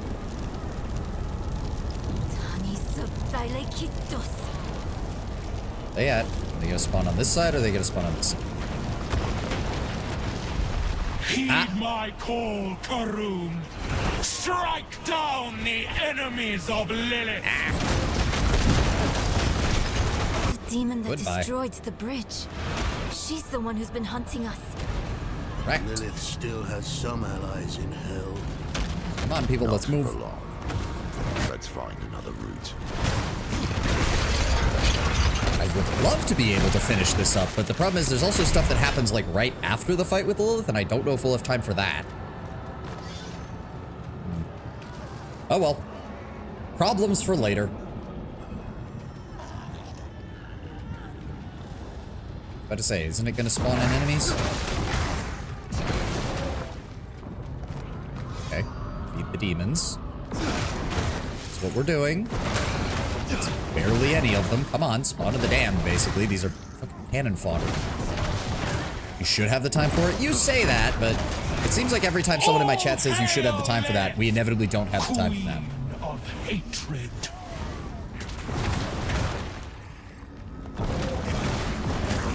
Take cover. God. Just have 10 winners. Somebody else, for anyone who wasn't here, go back and watch my VOD of Disco Elysium and what happened on the last episode of that. Good lord, that was me in a panic trying to get shit done. Under the barrier, quickly. Yeah, I'm here. Nithemon. Blow her up. Blow her up. Ah. She's gonna do it again, isn't she? Yeah. I'm getting inside the barrier. I know. Nithemon. Down and explode. There we go. Yeah, no, the Disco Elysium was especially bad because I loved that game. I loved its story. I was having a blast getting through the end of it. And then I realized that we were running over time and I had to go to work, so. You know, you're not half bad at taking charge, Dom. I can see why you were that big man in Scotland. Was that a compliment? Someone, write this down. Memorialize the moment. Work sucks. Ah, but it's needed. Money needs for exchanging for goods and services. There was that other time. Oh, yes. The ground is shifting. Prepare yourselves. Let's see. Oh, there we go. Konnichiwa. Hello. Now that's a proper demon.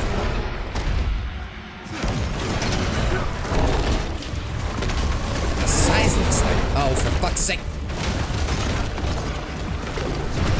Oh, just distract him on the front. I got this. There we go.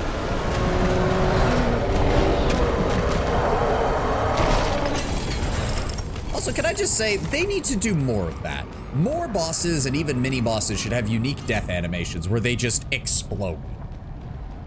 That is an owlbear with rabies. That's a terrifying thought. Wouldn't that just be a dire owlbear then? Oh, speak to Laura. Is this where we get the cutscene? Oh dear. Lorath, are you...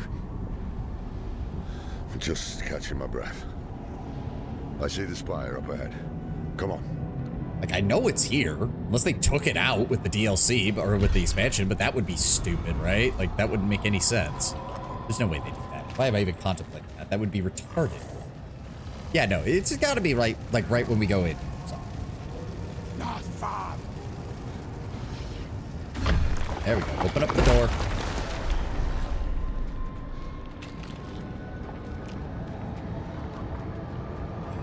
Oh, yeah, here it is, here it is, here it is. Lilith was here. Those blood petals. Such hatred. Here we go. Here we go. Time for a nice big ol' cutscene.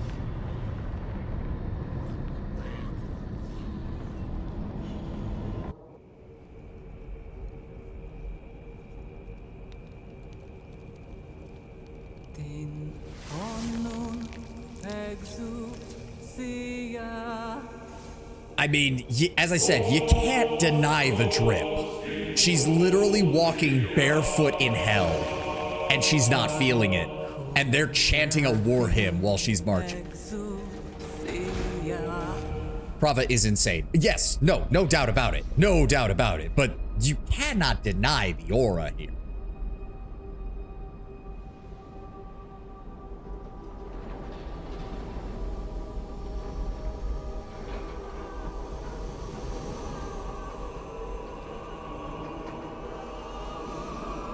Like, this is one of Blizzard's best cutscenes that I think they've ever made, honestly. It just hits perfectly for this. Is that it's almost what Wolf wanted, humanity invading hell. Yeah. True, but not for long. Yeah, I know. Yep, literally innumerable hordes of demons.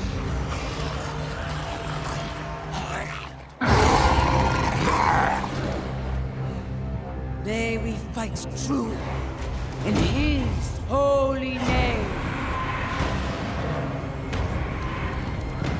Just the sheer number. A single cataclysm cast worth of demons. I mean, yeah. I know. Be the light. Prava's insane zealot to try sometimes and go, what the fuck were they thinking? That they would survive this picnic? Well, kind of. At least some of them. Also, I love this. It's so impractical, but it makes a lot of sense for like a defensive formation against demons. Just bigger spears. Bigger, longer spears.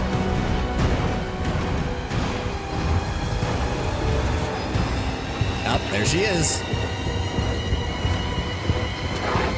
Off he goes.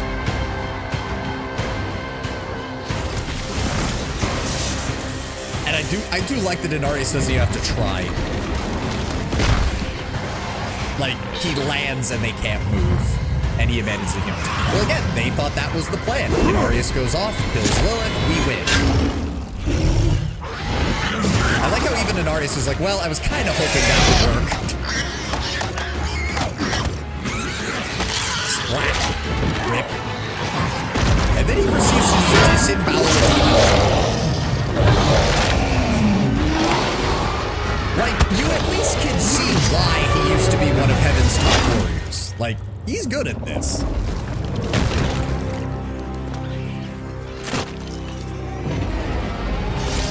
Also, using the wings as like an AoE attack, I love that. He's good at this. He's no Imperious, but he is good. I can't remember if he was a lieutenant under Tyrael or a lieutenant under Imperious, but he served one of them. I can't remember which. Very Batman. A little bit. Just using light instead of darkness. Do you remember them, Inarius? The whispers of the damned. Dude literally spent thousands of years down here. I think he does, and he doesn't like you reminding him.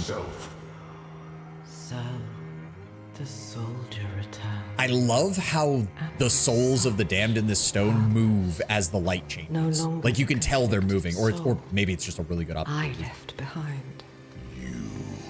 Deceived me. I mean, at first, yes, she kind of did, but she was the one who tried to save you from yourself in the end. Like, the fact that they hold up at all here is honestly kind of impressive, given what we've seen of most humans in the Diablo universe. What are you truly after? My rightful place is in the heavens. Is that why you seek to destroy all that we created? Sanctuary is an abomination! And our son. I made it right. And I'm pretty sure it's at that moment that, yeah, no, she's done with this. Because that was like the one thing she regretted that would have had to come to pass. Did they rejoice? No. They do not want you.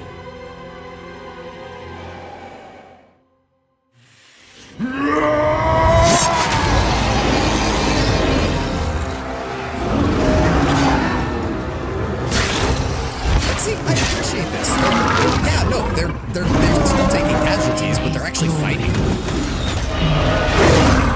Also, that scene, just a dozen of those super long spears just embedded in that guy. See now the work of your faith. Until the demons wait and diverse forms come into it. Templars and agony suits don't do much against a variety of demons. Yeah, no, it's only really good for fighting off the mainline forces, but once magic starts getting thrown in and once the demons start using more of their special abilities, yeah, no. But again, they weren't supposed to hold forever. They thought they were just holding until Inarius won, which was totally inevitable. No. We made a choice. And that they can never forgive.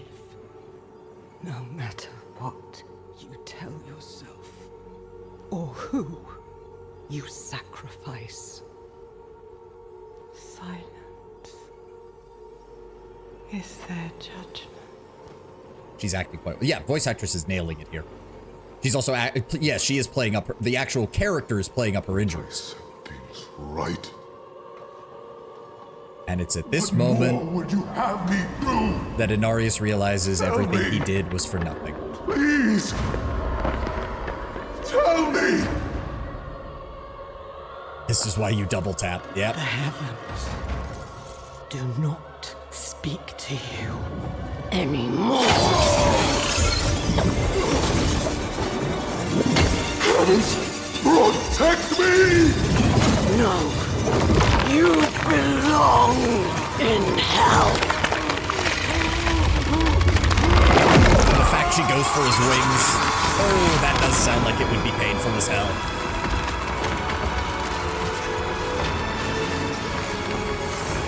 Yeah, because see, for a split second, they think they've won here. Like, oh, the big light must be Inari's going to heaven, but then nothing else happens. And in an instant, morale is gone. No!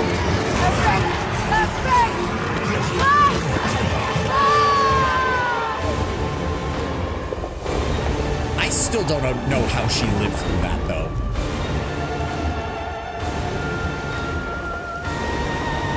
Also, the fact that Inarius, like, melts into hell being surrounded by the damn souls. Oh, perfect choice. Artistically. Perfect choice. What happened? Yeah, Inarius is dead. She tore off Inarius' wings. It was like she was toying with him. Demons are just built different. The Literally, they are. Technically, angels are built different, too. They quite literally are. Then the prophecy was wrong. A spear of light piercing hatred's heart. Maybe not. Lilith is wounded too. Now we have your average Imperial Guard against demons. Yeah, unfortunately. We cannot stop. All right, we might be able to get through this. We got 20 minutes, technically. Oh God, except I started like 5 minutes late, so shit. I swear to God, if my computer issues stop me from getting this done before I have to get going, I'm gonna be very annoyed. I'm gonna be very annoyed. Oh no, there's the whole thing with the sightless eye. No, we're not gonna have enough time. I can already tell we're not gonna have enough time. Nope, I can already tell we're not gonna have enough time. Quick save, can't. Tearing off his wings, I'm not sure if that's purely symbolic or if that actually does anything. Tyrael tearing off his wings was a choice and therefore had meaning. I doubt her tearing off his wings does anything, really. No, it was just painful. It was just the most painful way to kill him in that moment, I think, Tenwin. That's all she cared about. Looked less like she was tearing off his wings more than she was corrupting them. It was both. It's because the wings are basically pure light radiating off of the angel. By touching them, she is introducing essentially the matter of hell directly to the light. It wasn't so much corruption so much as it is like when anything like flesh or wood or anything like that comes in contact with something very, very, very, very, very hot, the burnt ends immediately like congeal to whatever is hot. It's kind of like that. Various lifts his eyebrows and angel appears through the crystal arch. Huh. Yeah. We must find Lilith. The only way to do that is to use the eye. Yeah, we're not gonna have time. I completely forgot about this entire segment. The last time the eye was used. I know it didn't end well. Also, Donan, I don't even know why they decided to do this with Donan. I really don't. That's what I thought. Angels are amusing. Yeah, it wasn't corrupting. It was just, yeah, I don't know why they decided to do this. It was such a cop-out to just be like, oh, we need some additional emotional stakes here.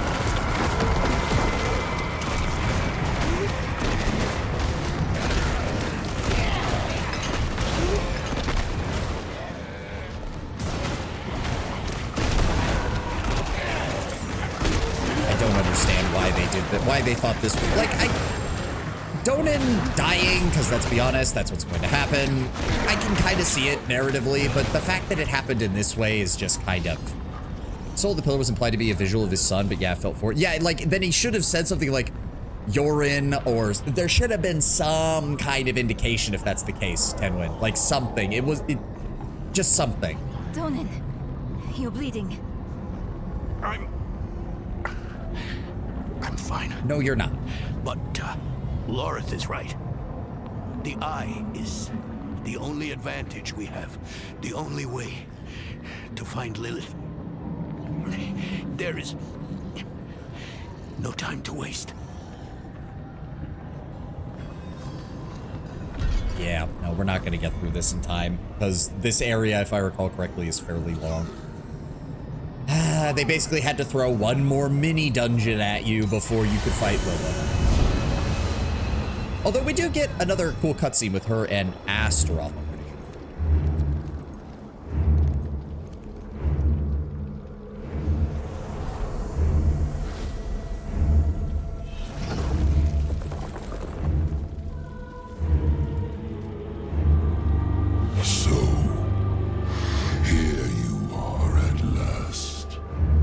Collect your safe passage to the Cathedral of Hatred. And you look less well than when I saw you last. I would not be so certain of victory. Fulfill the promise you made to me. Of course, daughter of hatred. With my gift, you will face your father. We all return home in the end.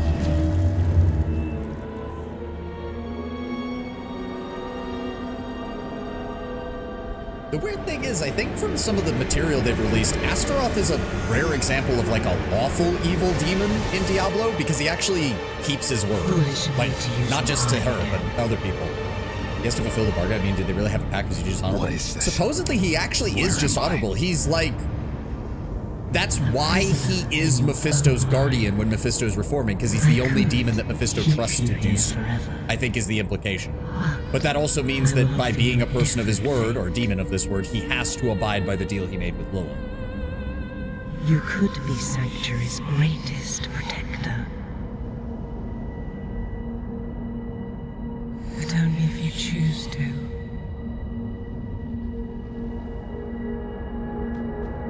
Yeah, now we have to hold this area. Son of a bitch. I will show you why the world has need of you.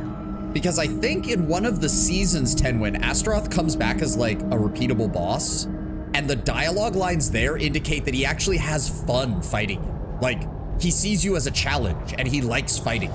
It's not even a case of, ooh, I want to kill you or corrupt you or whatever. He genuinely just finds it entertaining that you're able to go up against him. I have been a part of you. So like, yeah, he's a surprisingly honorable demon. Will be. I carry your hopes and fears. I gifted humans with free will, but they are lost without a shepherd to guide them. They flock to these theaters disguised as temples, where false saviors tell them fairy tales of good and evil. Shameful. Our Father has granted you a path to salvation. And yet you stray from it at every opportunity. Well, I mean, the funny thing is that that's not how Zakharum technically started. Zakharum was more Buddhist or early Christian philosophy. It's only after it formed a full-on church that we got that kind of bit. The Haradrim know the truth. Yes, but they are only keepers of knowledge. They cannot do what you do.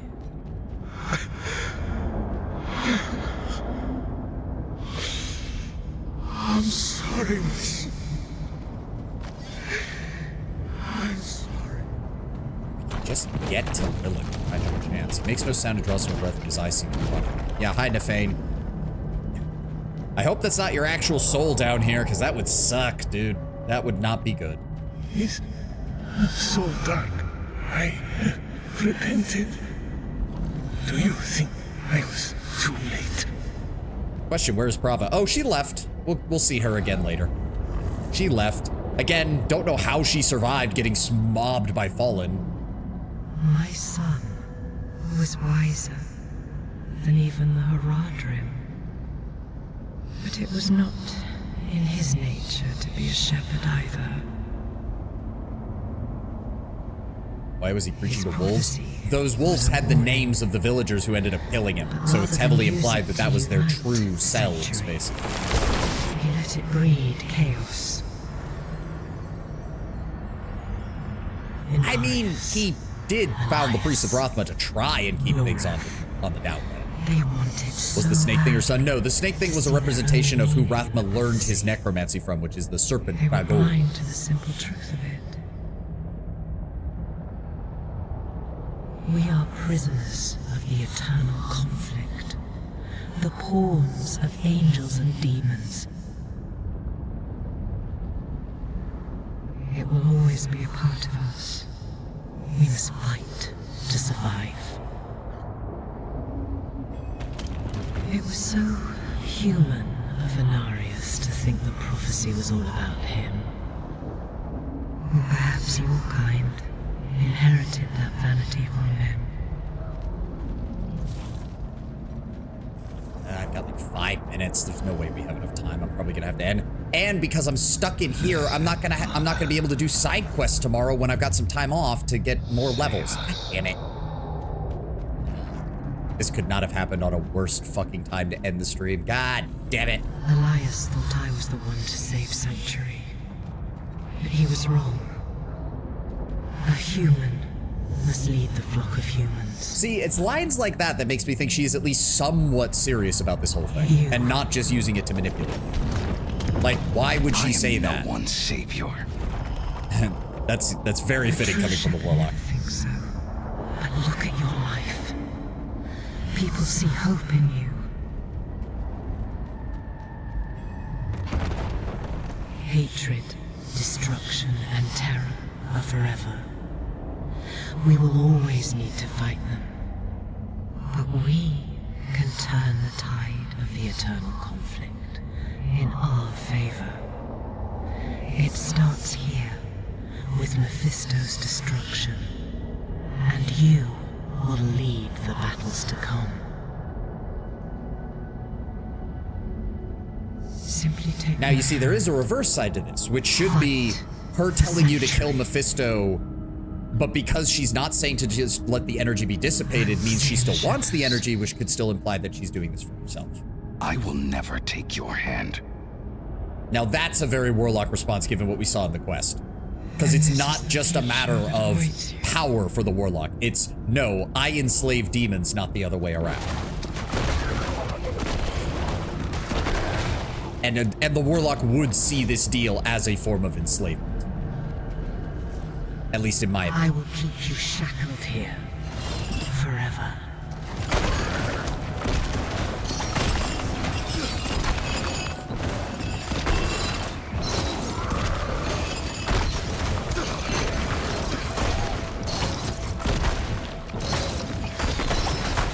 Hello, friend. And there he is. Need help.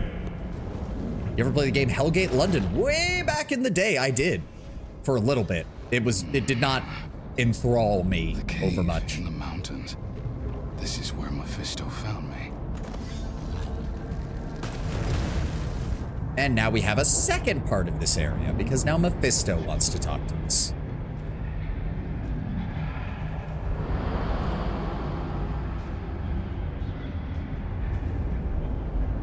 Do not cower. I'm probably gonna have to call it after this cutscene, which means we're gonna be having to redo some of this area on Sunday. Keep helping me.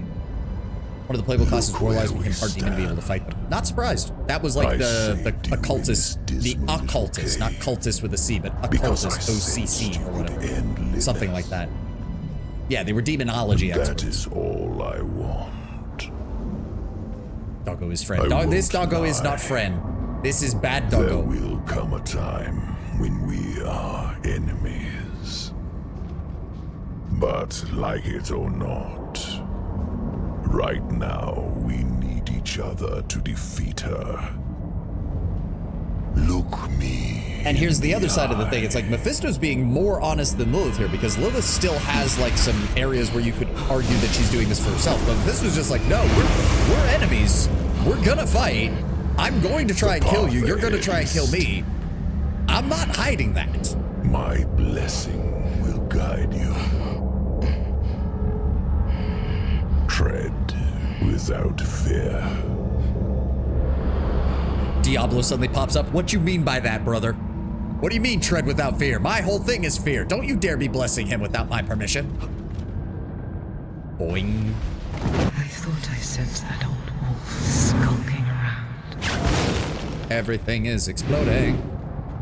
Follow Mephisto, but not me. Are you going to finish? And she has a good point to bringing that up. I only use demons. I don't follow any of them. Ah, there we go. I like that line. I only use demons. Oh, that's a nice line given what we know about the Warlock. That was good.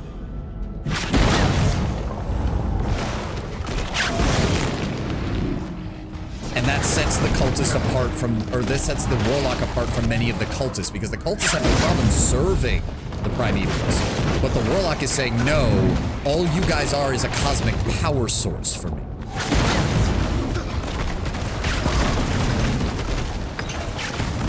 The mother has... I always love killing them in the middle of the monologue. The mother had boom. Goodbye. You've thrown your life away for nothing. Mephisto's fate is already sealed. I mean, you say that, Nothing is settled yet. That's why you're still talking. You ungrateful worm. I will bury you in this nightmare until you beck death. I mean, can we at least get out of this zone before I get off? That would be nice. Is the source. Yep, leaving now. Thank you, Mephisto, for the help. Still gonna kill you later. Take it and set yourself free. Demon to Lilith. Now you know what I have to deal with every day. You better listen to him, Lilith. He's literally got me shackled here and he keeps poking me with a stick when he's bored. And Donan is dead. Okay, quest progress saved. That's gonna be the perfect time to ending. Thank you all for being here. Thank you all for joining me. I gotta get going. Sorry about the delays at the beginning of stream. Diablo 4 will be back on Sunday, where we'll have a nice long 6-hour stream for that. So hopefully we should be able to get through not only everything left here, but a good chunk of the first expansion. He forces me to hold his beer. I would use the demon for so many mundane things. He would be proving insane. Help me, Laura. The Lilith's forcing me to do trig homework. No. Again, thank you all for being here. Thank you all for joining me. Thank you again to Rogue for all the fucking gifts of, man. Thank you so much. Mech Warrior will be on Friday, as I have promised, and then it'll be Diablo again on Sunday. It does look like we'll probably have Diablo wrapped up sometime either next week or very early in the week after that, and we will be moving on to the Metro series, and we will see where things take us from there. Thank you all for being here. Thank you all for joining me. I will see you on Friday. Have a glorious rest of your day, and I will see you then. Have a good one, guys. Bye-bye.